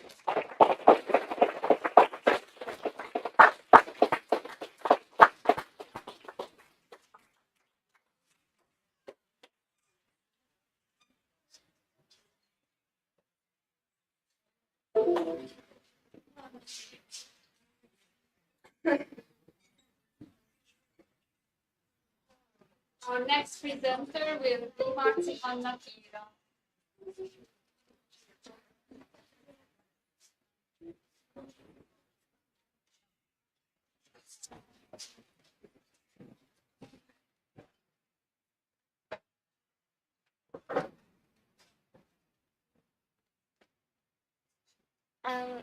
Hello, my name is Hanna Kira Marci, and I perform the famous animals of the London Zoo.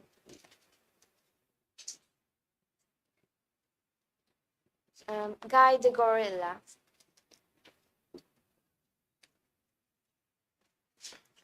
On Guy Fawkes Day in 1947, a small gorilla arrived at the zoo clutching a tin hot water bottle.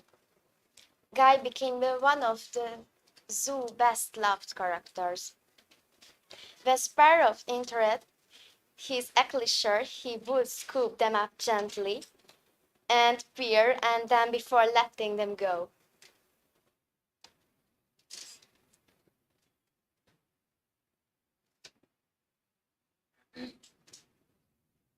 Goldie. When Goldie the Golden Eagle expelled in 1965, Breton became obsessed for almost fortnight. He appeared on televisions and in the press and was cheered widely when mentioned in the House of Commons. 5,000 people crossed traffic jams around Regent's Park as he flew from tree to tree. After 11 days and 19.5 hours, he was finally recaptured and brought back to zoo. Winnie.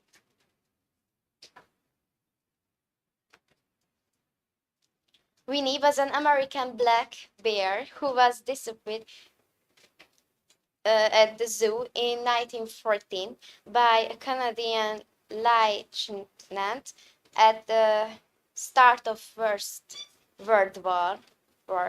She was visited by A. Milne and his son Christopher, and lives on in the stories of Winnie the Pooh and Christopher Robin.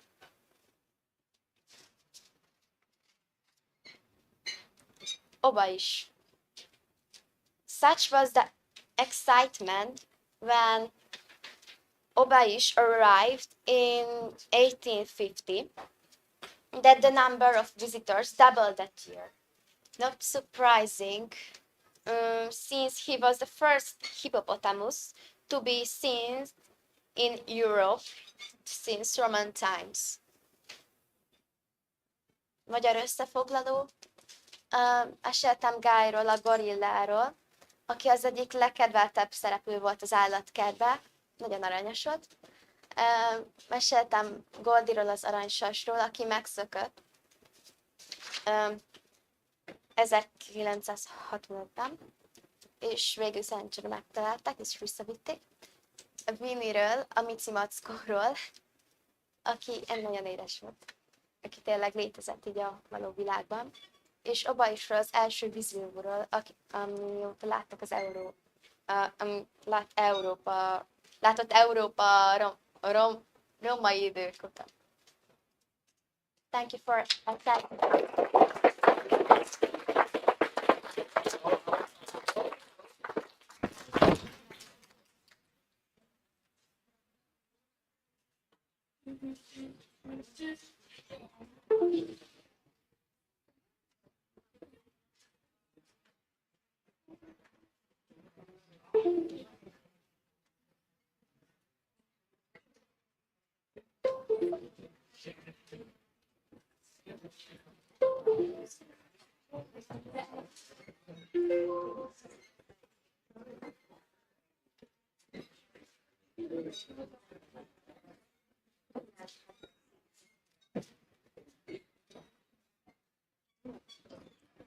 Hello, my name is Brenda Ban.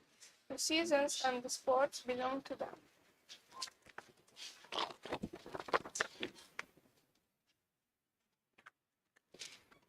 In winter, the days are shorter and the weather is cold in Europe.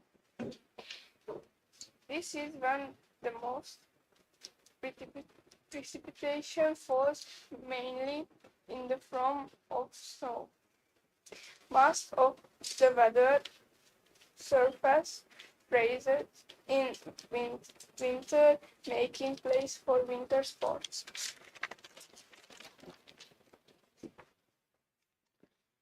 Winter sports are the following: skiing, sledging, snowboarding, slalom, alpine skiing, sky acrobatics, hockey, cross-country skiing, biathlon, speed skating, curling, bobsledding, ice sledding.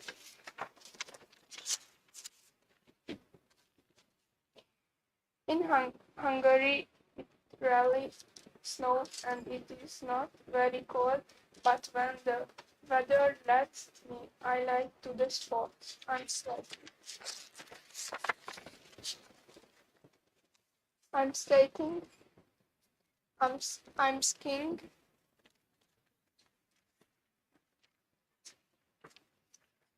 In spring, life revives, plants bloom, forests and fields turn green.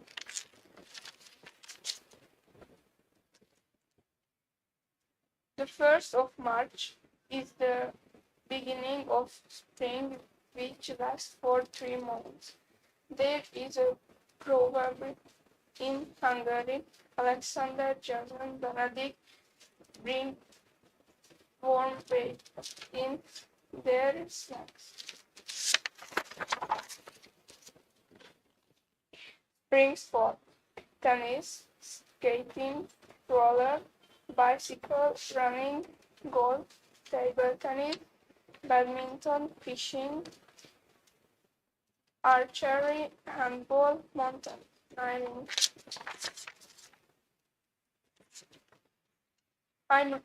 My favorite spring pastime. I'm riding a bike. I'm fishing. I'm playing badminton.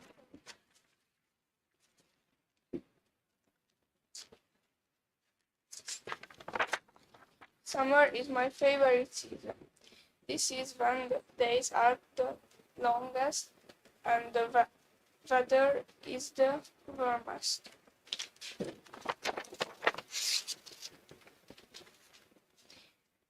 At this time, it is the best to go to the beach and take a hike in the forest. The nights are beautiful, starry.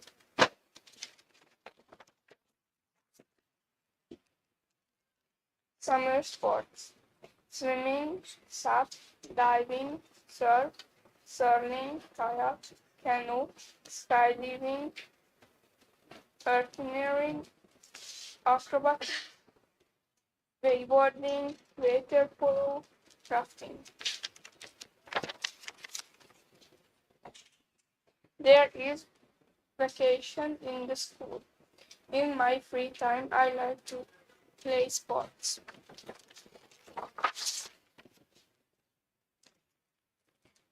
Autumn comes September.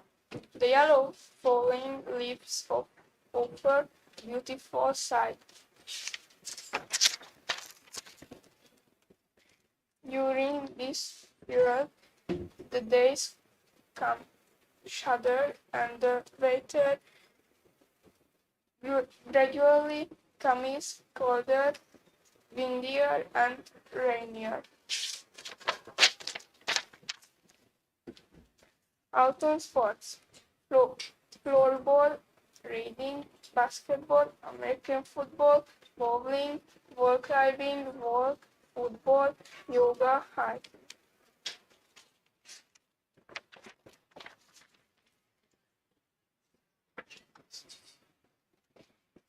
In the nice autumn weather, I enjoy playing sport in the nature. Thank you very much for your attention.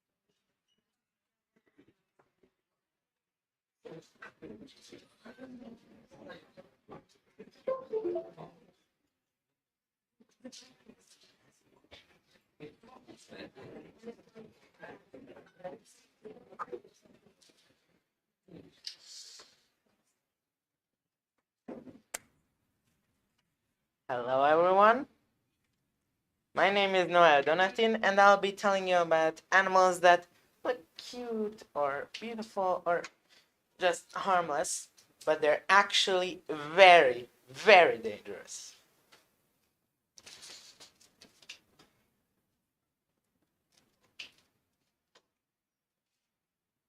First off, let's talk about the pufferfish.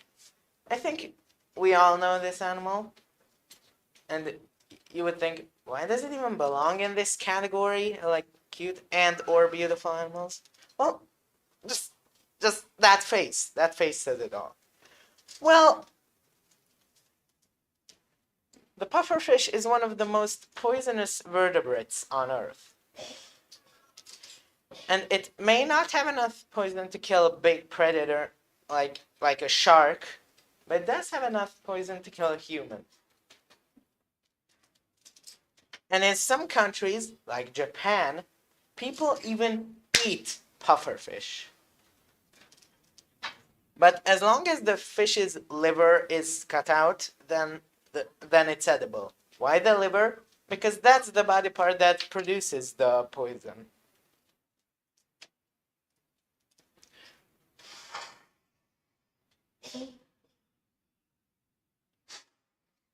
Next one is the mute swan.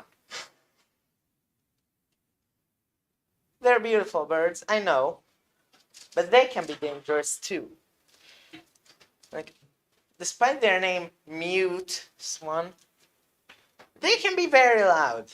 They can hiss, grunt, and even make barking sounds when they feel threatened. And they're most aggressive when they're laying eggs. And be very careful around them, because if one attacks you, it could break an arm and a leg. Guess you could say a swan attack could cost an arm and a leg.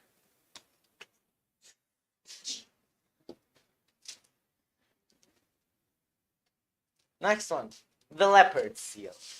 I know what you're thinking. How can seals be dangerous? Seals are cute, right? Just look at that face. And yeah. Well, yes, most seals are pretty harmless. They're pretty much like the dogs of the ocean, but leopard seals are more like the, well, leopards of the ocean. Leopard seals are the second best predator in the southern hemisphere after orcas. And they've been known to hunt penguins and even other seals. They've even been known to kill humans. But they only live around Antarctica, so I don't know, I guess stay out of Antarctica and you're good.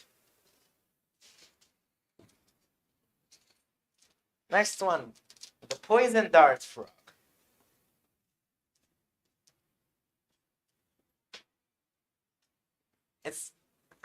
I almost don't have to say anything because the thing is right in the name. The poison dart frog is one of the most poisonous animals on Earth. And that's why they're so colorful. In nature, colors often act as a warning, like the animal's way of saying, I'm poisonous, don't eat. it's the same case with the poison dart frog. But why are they called poison dart frogs? Because Native Americans have been known to do this thing when they went hunting, where they covered the tips of their blowgun darts in the frog's poison, hence the name. The slow loris. Some of you have probably not even heard of this animal. It lives in Asia and has these big eyes. Probably looks cute. Well, it's venomous. The slow loris is one of the only venomous mammals on the planet. There are only 2 venomous mammals on the planet. I'll talk about the other one a little later. And the slow loris stores the venom in its elbows. Yes, its elbows. And then it licks it off, which gives it a venomous bite. And the venom can cause such a severe allergic reaction that it can cause a potentially fatal shock.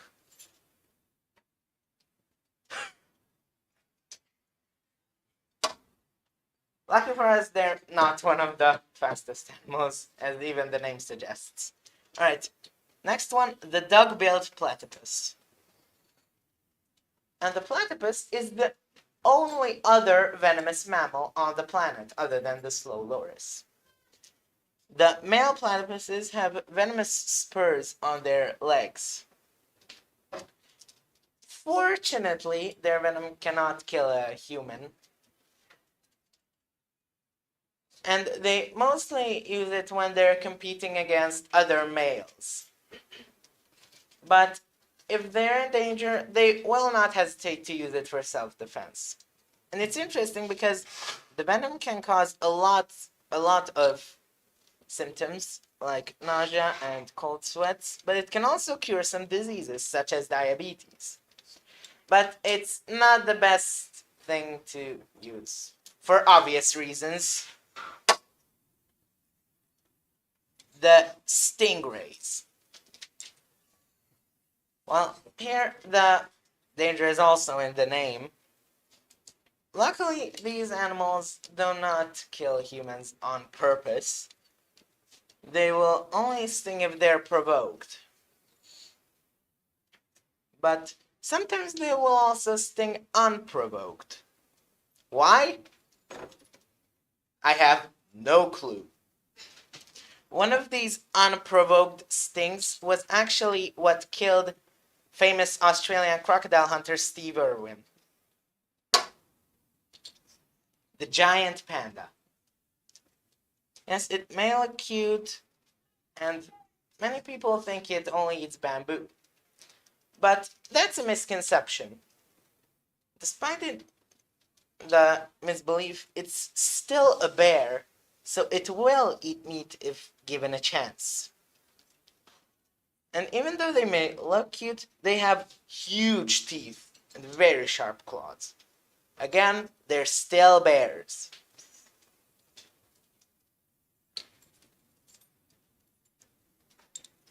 Next animal, the giant anteater. At this point, you're probably like, what? How can an animal that has not even any teeth, how can it kill a human? Well, I'll tell you, these animals have huge claws on their front legs, which they mainly use for digging, but if they're provoked, they'll defend themselves. And if you provoke one, you will get clawed, because these animals have very poor vision.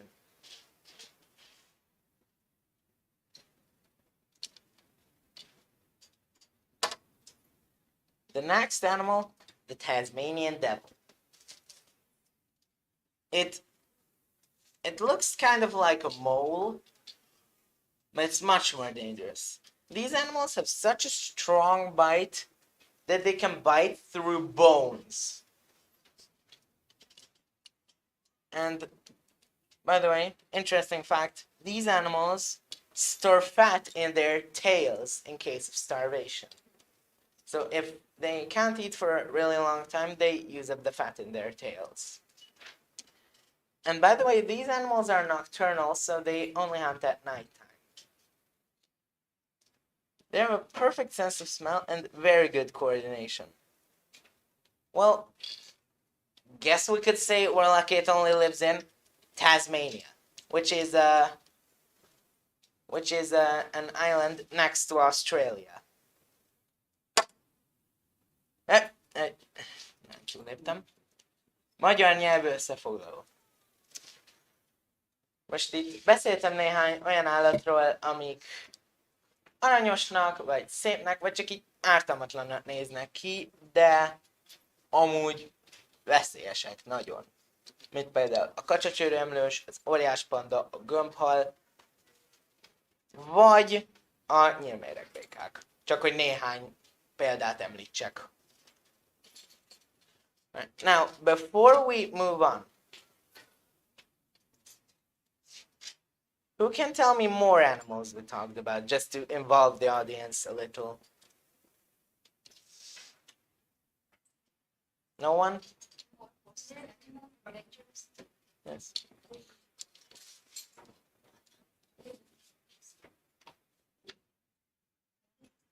All right, leopard seal?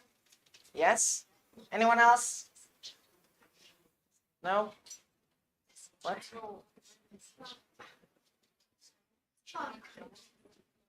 We didn't talk about... Yeah, the poison dart frog, yes. Right, I think we can move on now. Here are the sources.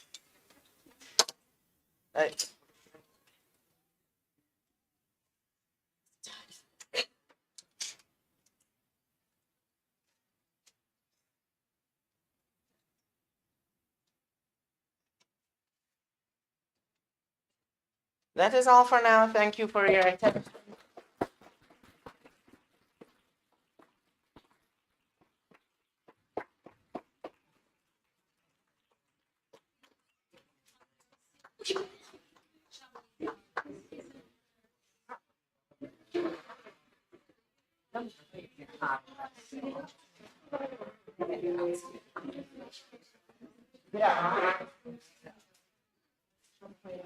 So.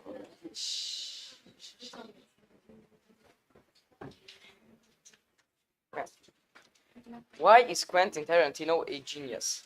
I asked this question because Tarantino is my favorite film director, and I wanted to know why I love him so much and why I haven't seen a single bad movie from him.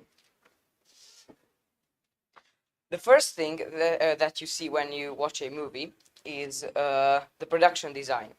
Tarantino uses big pre-built sets and bold colors in costume design to separate the protagonists from the antagonists. A great example of this is in Reservoir Dogs. In the first scene of the movie, you can spot who are the antagonists and who are the protagonists by just looking at their clothes. All of the Reservoir Dogs are wearing black suits, but two of them, Nice Guy Eddie and Nice Guy Eddie's dad, and they turn out to be the antagonists of the movie. Tarantino is a master of dialogue. He crafts dialogue like no other director. So engaging and funny scenes are dialogue scenes in Tarantino movies that you don't even notice that actually nothing's happening in the scene. He crafts dialogues about everyday topics like coffee or burgers, and is still really engaging and lots of times really funny.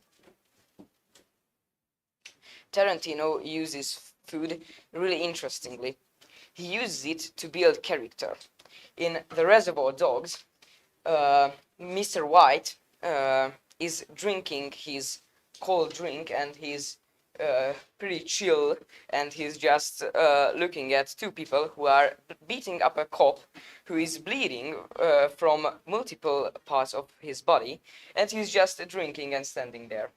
Or Samuel L. Jackson the first thing that he does when he breaks into another man's apartment with a gun is he eats his hamburger, which is like this really interesting thing that there's this private thing that this man has, his food, and he just comes in and eats the whole thing. A really great example of combining these two elements, dialogue and food, is in the Inglourious Basterds, where one of the most intense scenes is just made with food. There's no added music, just in complete silence, they're eating food. Landa here killed Shoshana's whole family, but he doesn't know that she is Shoshana because she has another name. And there's this slow push into Shoshana's face, and Landa asserts his dominance by ordering food for her, and she can't even eat the food until they get their drinks, and that's how he asserts his dominance. Tarantino loves to play with power dynamics. Like in the first scene of Inglourious Basterds, there's a metaphor with pipes, because there's a dialogue scene where Le Pen is hiding Jews under his floorboards, and the Jew hunter, Landa, has came to kill them. And at the midpoint of the dialogue scene, they start to smoke, and Le Pen has this minimalistic pipe that every normal farmer would have, and Landa has this enormous, classical, beautiful pipe that he just gets out of his coat, which is actually really funny in the scene. And that is the metaphor of how the power dynamics are made in this scene. And Landa is in total control. Yes. Actually, that pipe was first used, the same exact prop, in the first Sherlock Holmes adaptation. And Tarantino likes to homage movies, and with everything, basically. He's lighting, the scenes, even dance numbers, and music. And this mixed with the almost everywhere in Tarantino's movies, there's complete irony, and most of the films of his are just irony. Like the blood there's lots of blood in Tarantino's movies, but it's always looking ridiculously vibrant red, which is just another factor that adds to his irony. And irony combined with complete homages to other movies in film is called postmodernism. And that's why he's so different than other directors, I think, because he exclusively makes postmodern movies. I could only think and find on the internet one other director or directors who do this, and that was the team of Monty Python. And yes, I think that is why Quentin Tarantino a genius.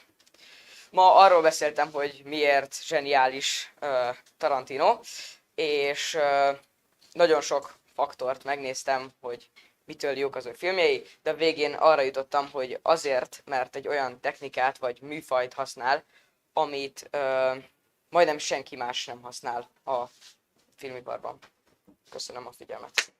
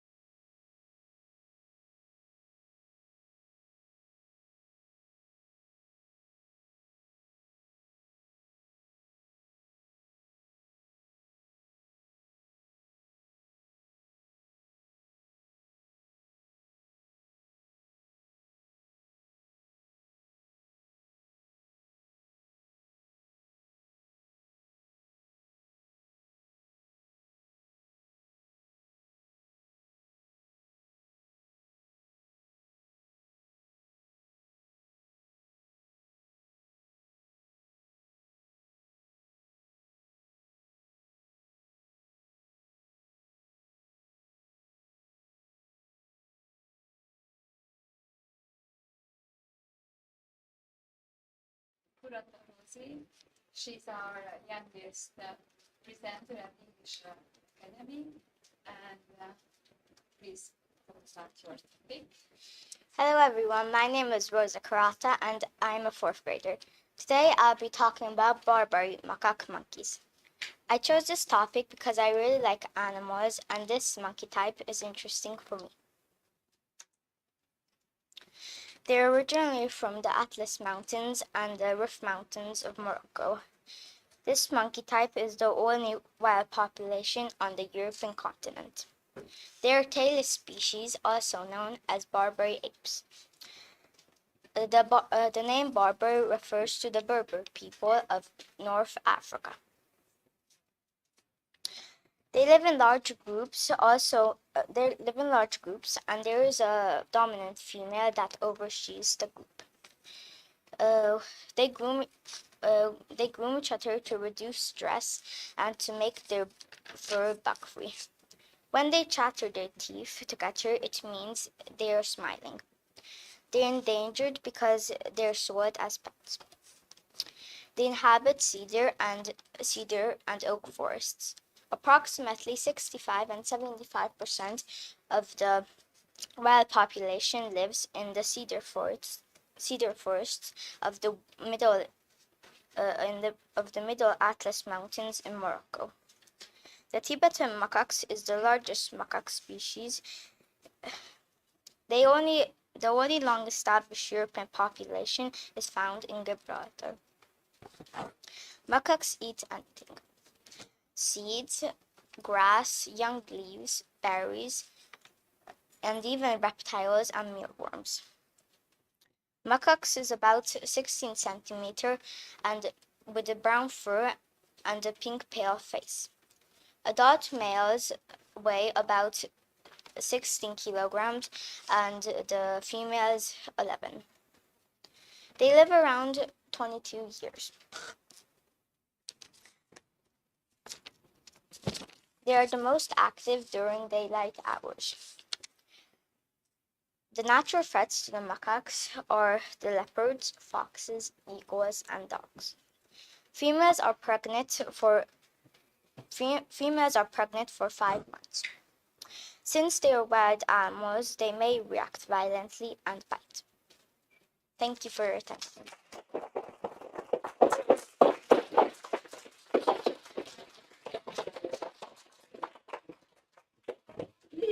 Rosie is Emma's sister, and she also has presented, has made a presentation about bits that she likes. So the father is in America, so guess why she's so very rich. Our next presenter will be Oliver. Okay, hello everyone, I'm Sazalus Oliver, and today I'm going to talk about Italy in the Second World War. I will mostly focus on their territorial expansions. So let's go.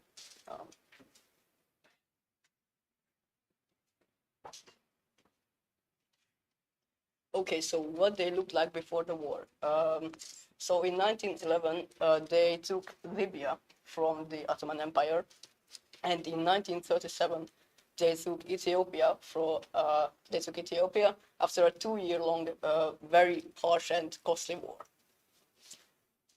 So the state of the Italian army and economy. So after the First World War, their economy was in ruins and they lacked industry, so factories, and also natural resources. So their army was very under-equipped and they lacked motorized equipment, tanks and trucks. And that was a huge disadvantage in the Second World War. So their Navy and Air Force, they had a decently large Navy, but they had no radar technology. So that was a huge disadvantage. And they also had a decent Air Force. Only problem here was the Allies outnumbered their Air Force. The biggest problem, I mentioned earlier, that they lacked natural resources, and that also meant they lacked fuel, and without fuel, obviously, you can't run ships and planes. So their first expansion was in Albania, Albania was in a very strategic position, because if they took it, they would have controlled the entrance to the Adriatic Sea. And also it was a good base for future operations in the Balkans. So in 1939, March 25th, they sent an ultimatum to Albania, which was refused. So on April 7th, an invasion started. It was very poorly planned, and they only won because the Albanians were under-equipped and really badly trained. So on April 12th, the Albanians surrendered. So the Pact of Steel, it was a pact signed between Italy and Germany in 1939, May 22nd. It was a military and political pact. Basically, what it did is, if one country got into war, then the other had to help militarily and economically. So, the invasion of France. In 1940, Germany invaded France, and in the last 15 days of the war, Italy joined as well. But obviously, the Alpine mountains lie here, so it was very hard to advance. They only took a few kilometers of land, and just 15 days later, on June 25th, peace was signed. So, Greece. They had Albania, so that was a very good base to start the invasion. And also, Greece was in a civil war as well, so they were very weak. But for this time, they united and fought very hard. Also, the British helped them. So the Italians faced huge resistance and couldn't really advance. And Germany obviously saw this. So on April 6, 1941, Germany joined as well to help the Italians.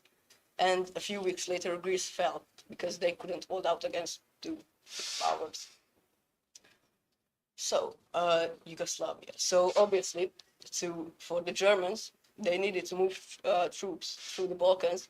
So they sent out invitations to the Axis, to Hungary, Romania, and Bulgaria, and Yugoslavia. And at first, all of them joined the Axis, but then a coup in Yugoslavia overthrew the government because the people didn't want to join the Axis. And well, Hitler didn't like this, seeing that a friendly government had just been overthrown. So in 1941, April 6, the invasion of Yugoslavia began. And in the first few days of the war, their air force was totally bombed. More than 60% of it was destroyed. And also military headquarters and everything was bombed with. So just 12 days later, Yugoslavia surrendered, and this was the peace treaty. Bulgaria gained some land, Italy and Germany, and the independent state of Croatia was created. So I will talk a little bit about North Africa. So after Italy joined the war, obviously they were at war with the Allies. And so in 1940, September 13th, Italian troops crossed the Egyptian border, which was held by the British. And they had the goal of capturing Cairo and the Suez Canal. Although the British were outnumbered, they had around 36,000 troops there, while the Italians had 230,000 troops there. The Italians were scared of the British and advanced some, but then just stopped and regrouped and entrenched to have a defensible position. So yeah, after major battles in North Africa, the Axis lost North Africa in 1943. So now the Allies had North Africa, and they landed in Sicily to invade, obviously, Italy and knock them out of the war. And so Mussolini was very unpopular at this time in Italy. So he was actually arrested, later freed by the Germans, and the new government was put in Italy. And that government surrendered, but German forces were still in Italy defending it, but they couldn't really hold it. So in 1944, June 4th, Rome fell, and the Allies advanced to Berlin, and the war ended. So the Italians' losses, they were occupied and split up like Germany until 1947.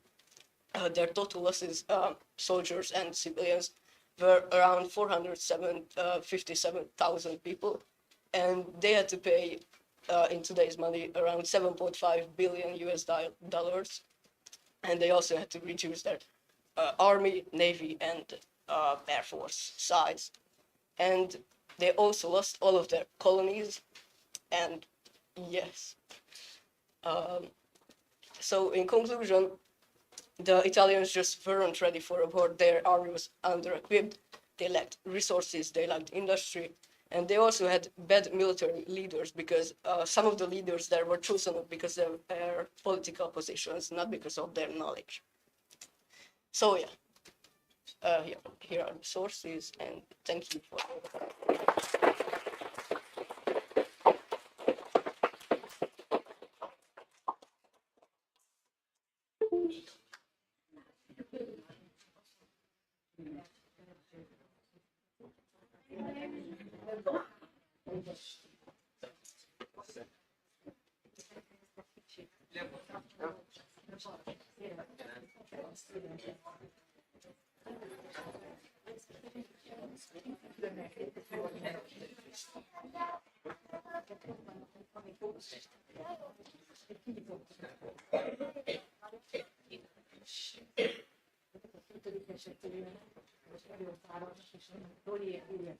Hello everyone, my name is Latisha Bairo, and I'm a fifth grader. So today I'm going to talk about Roblox. It's a game that included more than 1 million games. Is there anybody who knows what's Roblox? Hát akkor Noel? Noel? What is Roblox? Well, it's a game, and it includes lots of smaller games, which can be about pretty much anything. Don't worry, I will tell you anyway. It's a game that included more than 1 million games, and you can have money in the game that is called Robux. I had a lot of Robux, but I spent it all, and it costs real money.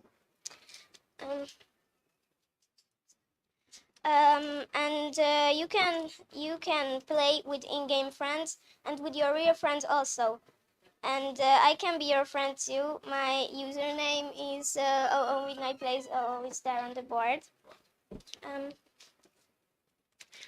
My favorite game is Rainbow Friends. Rainbow Friends is a horror game, so if you get scared easily, then do not try it. But if you don't want to play horror games, then here's Brookhaven, where you can play role plays with your friends and your own stories too. And here's Adopt Me. So in Adopt Me, you can obviously adopt pets and trade pets with the others. And you can buy fly and ride potions for your pet. But you have to buy that with Robux too. And fly and ride potion, that means you can ride your pet and fly away with it. And there is a game for the people who ever are pros that is called Tower of Health. And this is the last and the most important thing, that is Eric Castle made Roblox on the 1st of September 2013. And that's all. Thanks for your attention.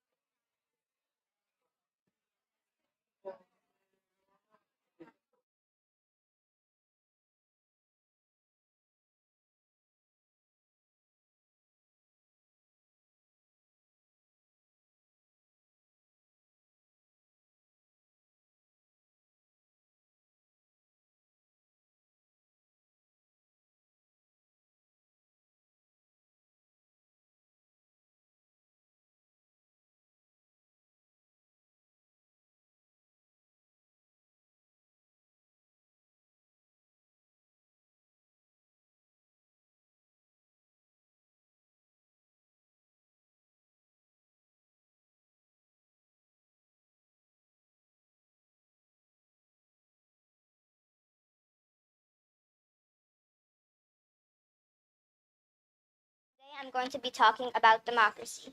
I've chosen this topic because I saw a debate about it on YouTube and found it very interesting and worth writing about. So first of all, democracy comes from two Greek words, demos, meaning people, and kratos, meaning rule. So democracy is a form of government ruled by people. It basically means people have a say in how government is run. The first democracies were in ancient Greece more than 2,000 years ago. The term first appeared in the city-state of Athens during classical antiquity. Constantine, in office between 525 and 524 BC, is usually referred to as the father of Athenian democracy. Athenian democracy was direct, so any male citizen over the age of 20 could take part, which basically means women couldn't vote, which I think is really, really sad. Athenians also had a small population, so democracy worked well there. Athenians also placed heavy emphasis on art, architecture, and literature. Cornerstones of democracy are freedom of assembly, freedom of religion and speech, inclusiveness, equality, and voting rights. Usually the minimum age of voting is 18, but it can vary in many different countries. For example, the lowest is 16 in Argentina and Scotland, and the highest is 21 in Lebanon. So by voting, voters elect their leaders, and these leaders decide about laws. A dictatorship is the complete opposite of democracy, because in a dictatorship, there is one leader who decides about everything without taking any interest in the people's opinions. So people have no freedom of expression in a dictatorship.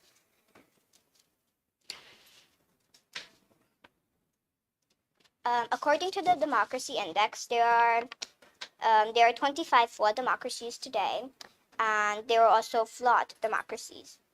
The youngest democracy, for example, in Bhutan, Asia, the first democratic elections were first in 2007, and usually the wealthiest countries are democracies. Still, democracy is not perfect. Is not a perfect form of government because sometimes people can be misinformed or uninformed about the topic they have to vote about. This can be a huge downfall in democracy because people vote based on poor information or even ignorance.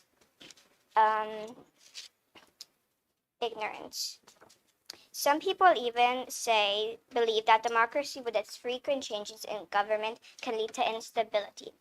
In my opinion, it is a good idea to let people choose their leaders, but as I said, people are usually misinformed or uninformed about the topic they need to vote about, so this may be because they didn't have the proper education, so I think it's a good idea to have free and higher education.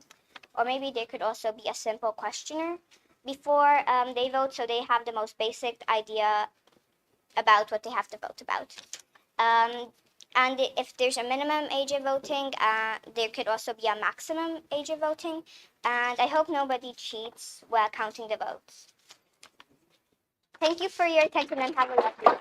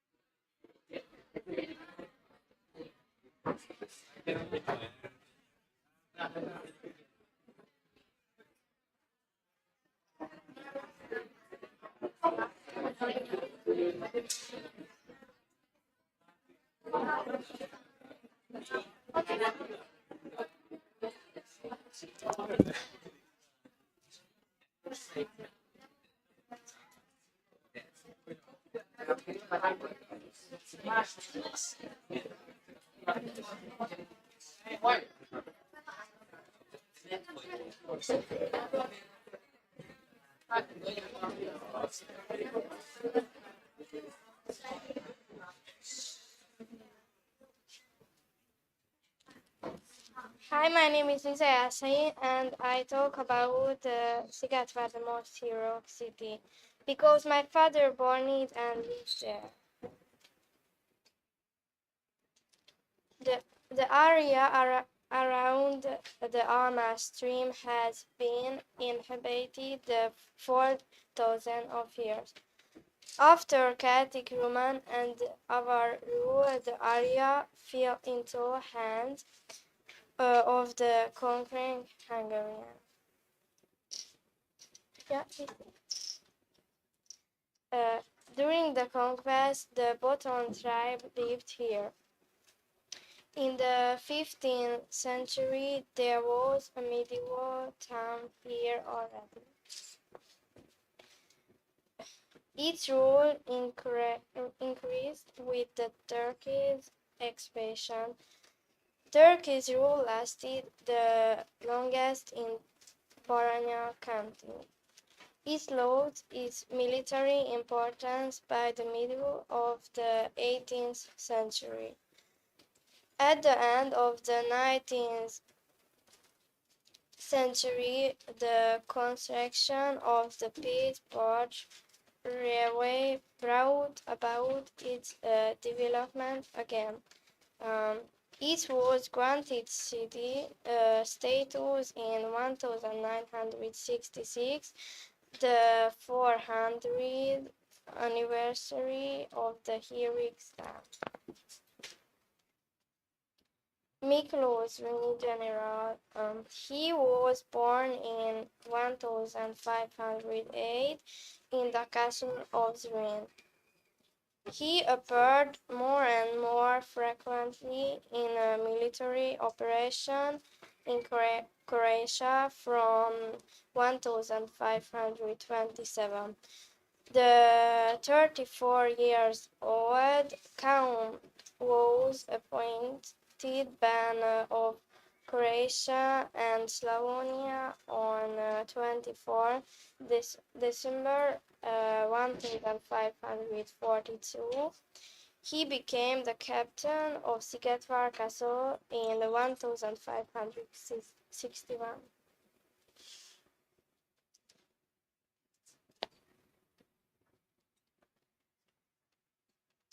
The Sultan's main army arrived under the walls on 5 August 1566. Miklos Rini tried to defend the castle with his 2,300 soldiers against the Sultan's army of 60,000. He started shelling Szigetvár on 9 August.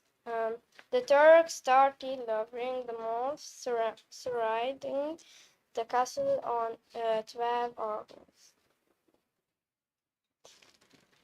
The old town fell on 21 August and nearly 1,000 Hungarian and Croats died in it. The defender of the castle waited in vain for the Christian relief army camping near June. The Sultans died on 6 September, which was kept secret. The defenders did not surrender and broke out of the inner castle on 7 September. In 2011, the parliament awarded the city of Szigetvár the title of most heroic city for courage shown in the heroic defense of the city and our country during the 1566 attack. Thank you for your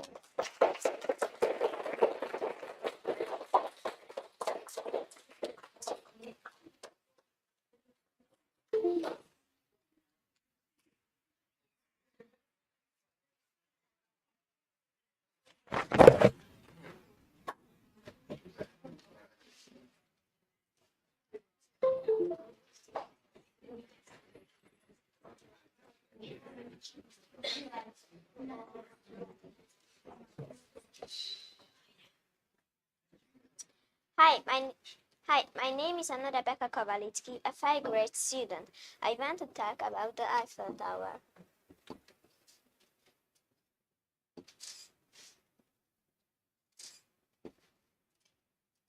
The Eiffel Tower is one of the symbols of Paris. It was named after the owner of the design company Gustave Eiffel. It was made for the World Exhibition. It would have been demolished after the exhibition. The height of the tower is 324 meters and weighing 10,100 tons. It consists of 12,000 steel piles. The TV antenna is 24 meters high on the top of the tower.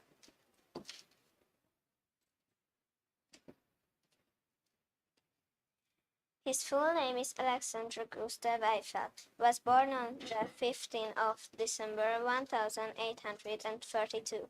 Died at the age of 91. He had 2 daughters and 1 son. His wife's name was Marie Jeanette.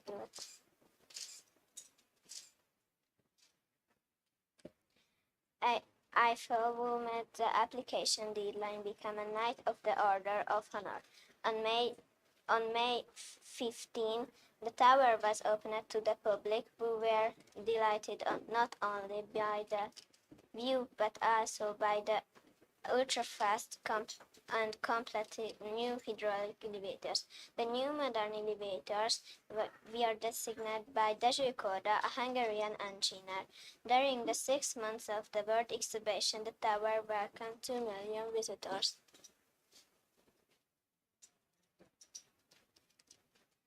Many people like the tower, but many people also hate it.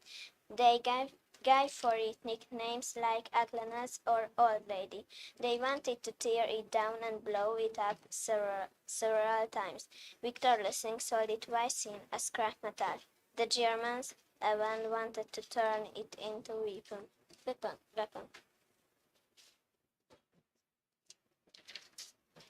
What is the World Fair? The World Exhibition or Universal Exhibition is the name of the giant exhibition originated for the general public since the middle of the 19th century. In terms of its economic and cultural impact, is it the 3rd largest event after the World Cup and the Olympic Games. The main attraction of the World Exhibition are national pavilions is set up and furnished by the participating countries.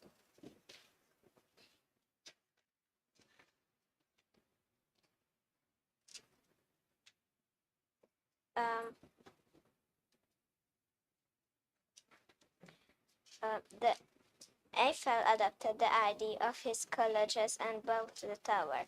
The plan was accepted and the contract was signed with the French government.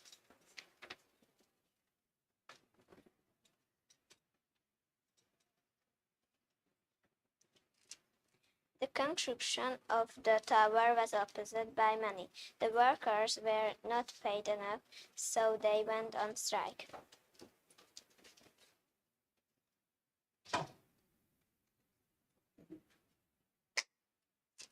Thank you for your attention.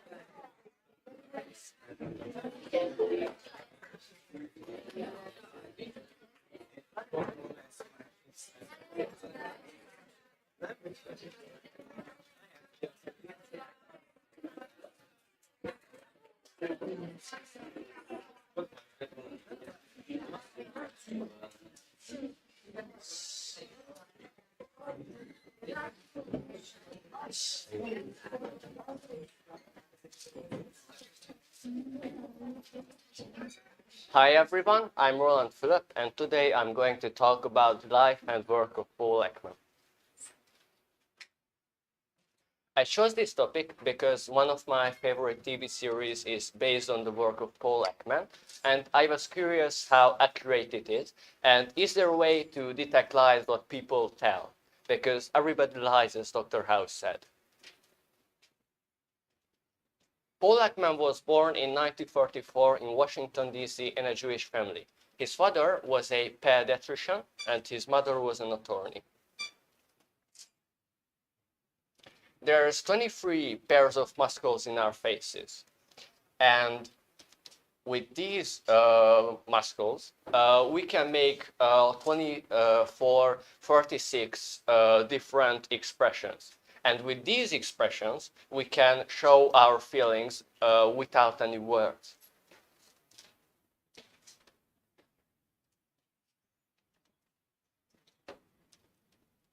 Paul Ekman performed basic biological research on the specific correlations of specific emotions, attempting to demonstrate the universality and discreteness of emotions in a Darwinian approach. He taught that some basic emotions, such as anger, disgust, fear, happiness, sadness, surprise, and contempt, are universal and shared by everyone and accompanied across cultures. So a native African's expressions are just as the same as, say, Americans or Europeans. Paul Ekman taught that lying can mean your fake emotions and your misleading or fake information. He taught that some basic signs of lying are covering the mouth, fidgeting, changing vocal pitch. And for an example, when you are happy, you smile. It can be shown on the pupils, they are bored. It can be shown that you are stretching the corners of your mouth. This is how the way you smile. And wrinkles appear on the corner of your eyes. If there are no wrinkles, it means the smile is fake, or she has got buttocks. So my conclusion is that we can detect actually lies if we know how real expressions were made and what muscles we use without knowing. I mean, that's right. We don't even notice some expressions we made because they are coded in our DNA, or they are just micro expressions that are only this for a few seconds. Anyways, the truth is written all over our faces. We all have to read it. Paul Ekman also wrote several books, such as Telling Lies and Emotions Revolve. He also made a television series called Lie to Me and cooperated with Pete Docter in the work of Inside Out. And for a fun fact, he also cooperated with one of the members of Monty Python in a work of a documentary.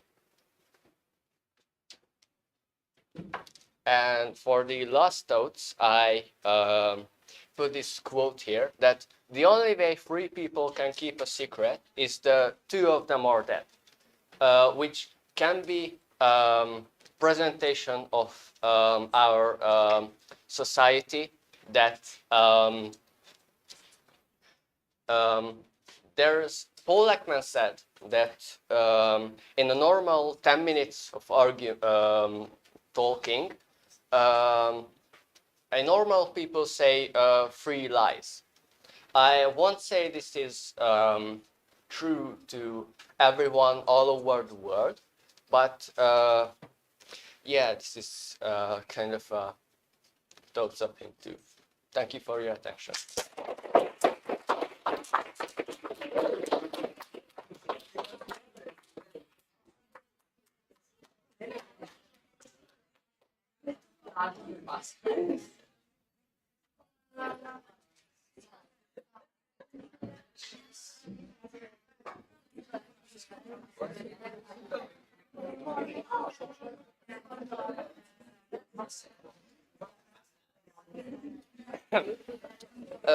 Hi everyone, my name is Oliver Pill, and today I wanted to talk about chess, the game that makes everyone who plays it look smart.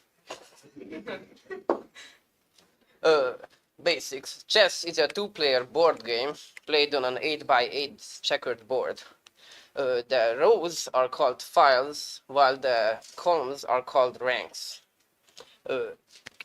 Pieces can usually be captured by moving your piece onto the enemies and taking the enemies off the board. When a king is attacked by a piece, then it is in check and it must move out of check immediately. If he is unable to move out in any way, then it's called a checkmate and the opponent lost the game. Competitions usually use chess clocks so that the games don't last 12 hours, because before that they did actually last very long, like even 12 hours. I'm not joking. But chess clocks give you a limited amount of time, and each time you make a move you press so that the opponent's time start going down. And if you run out of time, you lose automatically. Pieces and their moves. The pawn can only move one square forward usually, or 2 squares at max if it didn't move yet in the game. But it can't capture in front of it. It can only capture diagonally in front. And it can't move diagonally if there's nothing to capture there. The rook can move any number of squares along a file or a rank. The bishop is kind of a reversed rook, where it can move any number of squares, but only diagonally.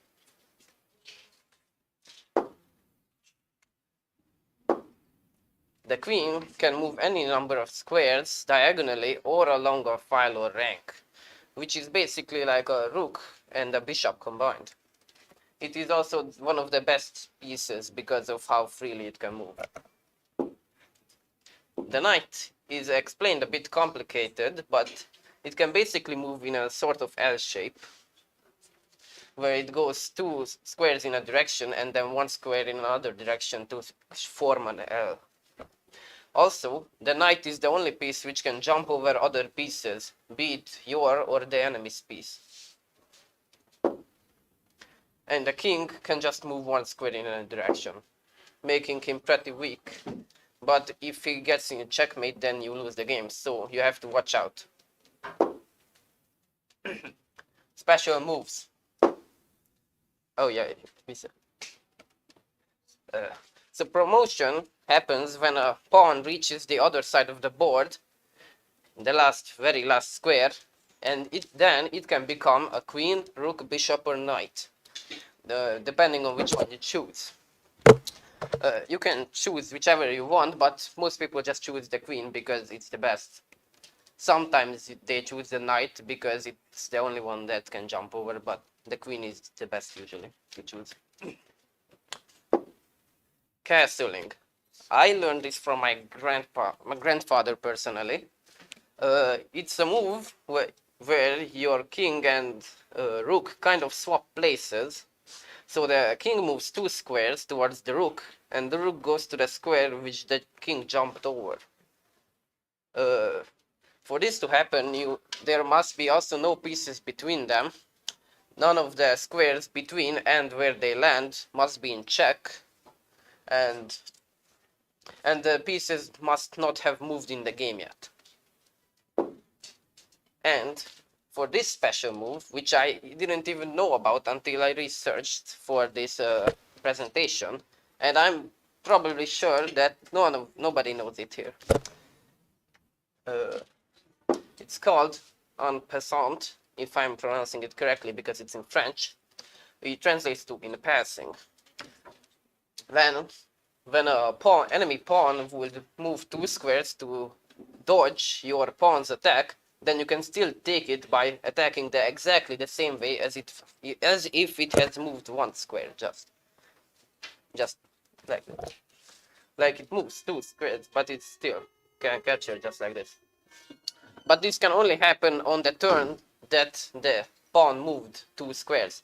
If you move something else and then on your next turn you try to do it, it doesn't work anymore. Some famous chess players like Magnus Carlsen, who is the current grandmaster, that's world champion basically, And I should mention Polgár Judit, who is famous and is a Hungarian chess player. Magyar rövid összefoglaló, a sakk az egy társas játék, egy 88-as táblán játszva. A királyt megtámadják, akkor sakkba kerül, és azonnal ki kell lépnie. Ha nem tud kilépni, akkor a sakkmatt és az automatikus veszítés. A jelenlegi világbajnok az Marcus Carlsen, és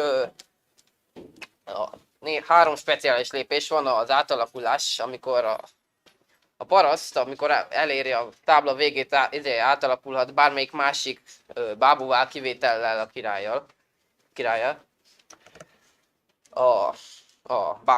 Mi az? Rosolás, vagy hát sáncolás a wiki szerint, de én úgy tanultam, hogy rosálás, amikor cserél a király meg a bástya helyett kb. És a kedvencem a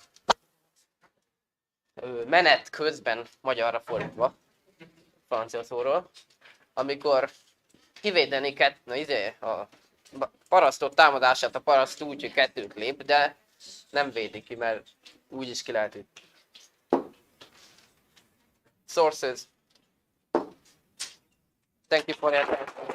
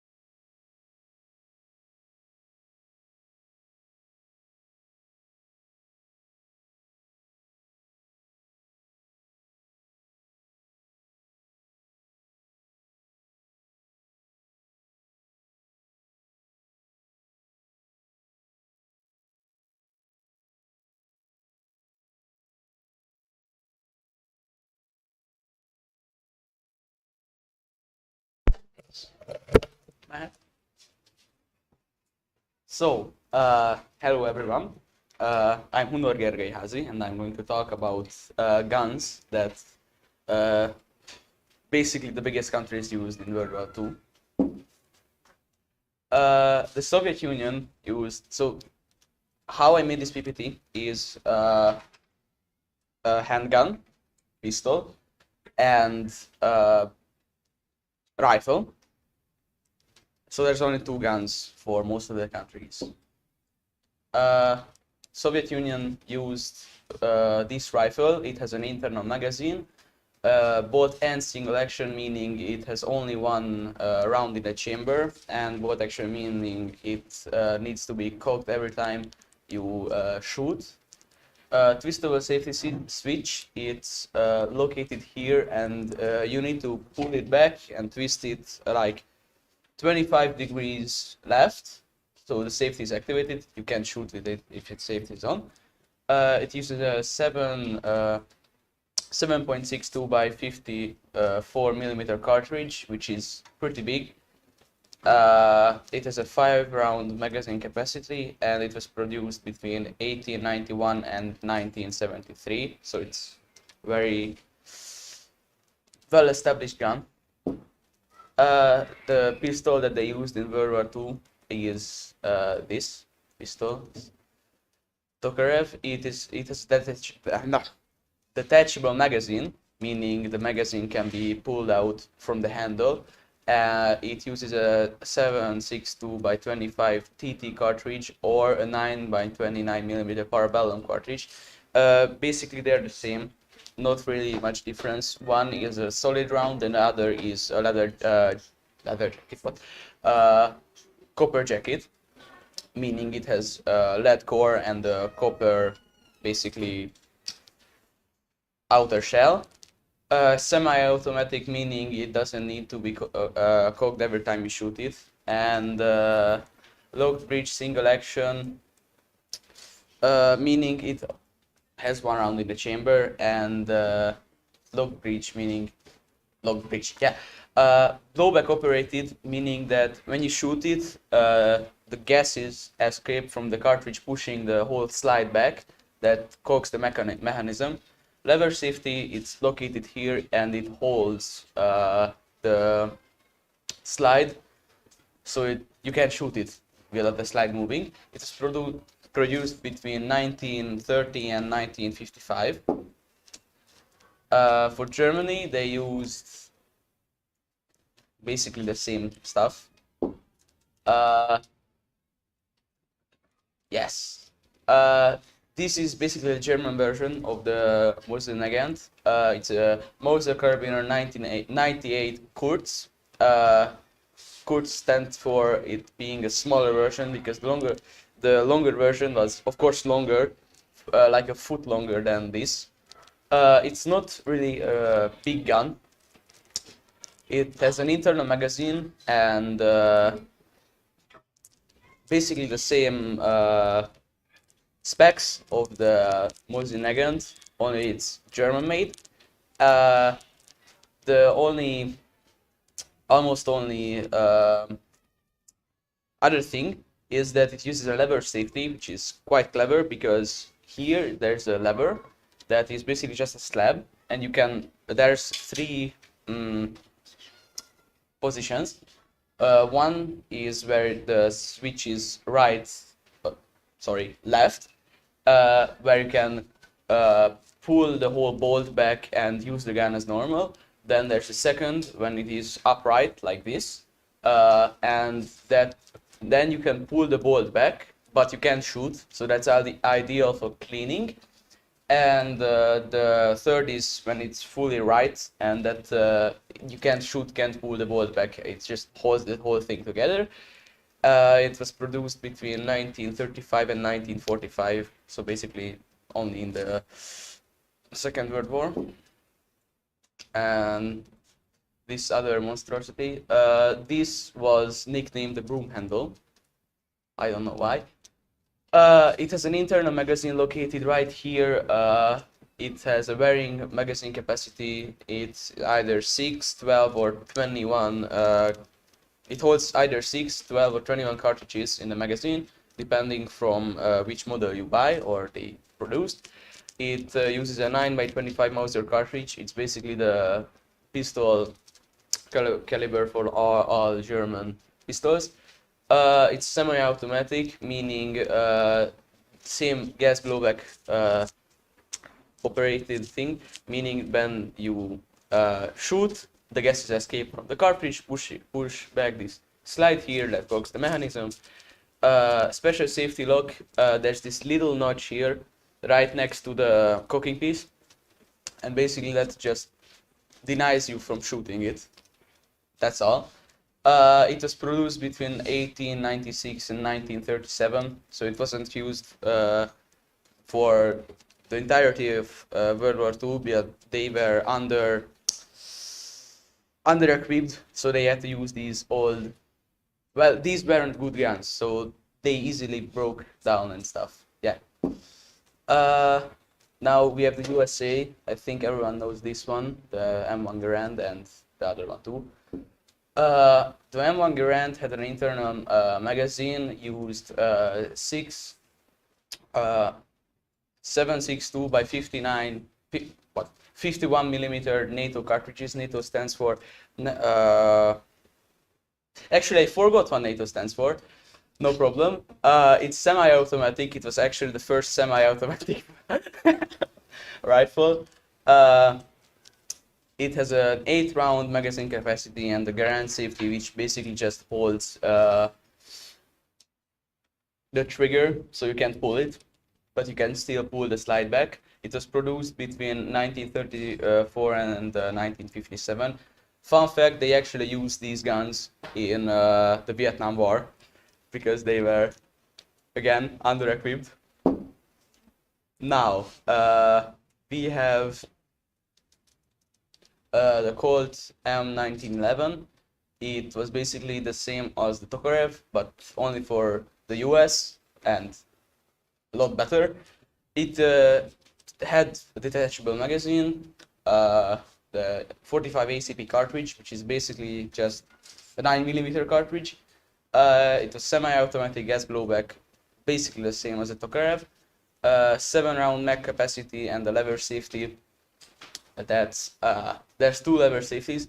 Here's the first one and here's the second one. The second one you can always just click or switch on, and you can pull the slide back.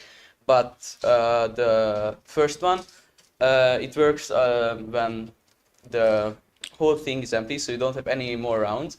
The slide shoots back, and this thing catches into that, so holding the slide back. It was produced from 1911 to present day because it's still used by police forces.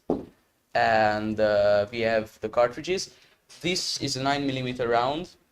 It is a pistol caliber round. How it works is it's a rim cartridge, meaning there's a rim. It has gunpowder here and the primer. You can't see the primer, but it's in the middle of the cartridge on the back. How it works is there's a striker pin where if you pull back, there's different mechanisms, but basically all the gun does is pull the striker pin back, and when you release the trigger, it shoots forward, striking the striker. That ignites the gunpowder, shoots the not the bullet, what is it called? Basically just the tip forward. There's bigger calibers here. I think this is the 7.62 by 51 NATO, and this is the 7.62 by 57 Russian cartridge. This is basically used in the cold. It was used mainly in cold areas because it has great flexibility, and this is used by Americans. So yeah, thank you for the attention. Got it right here.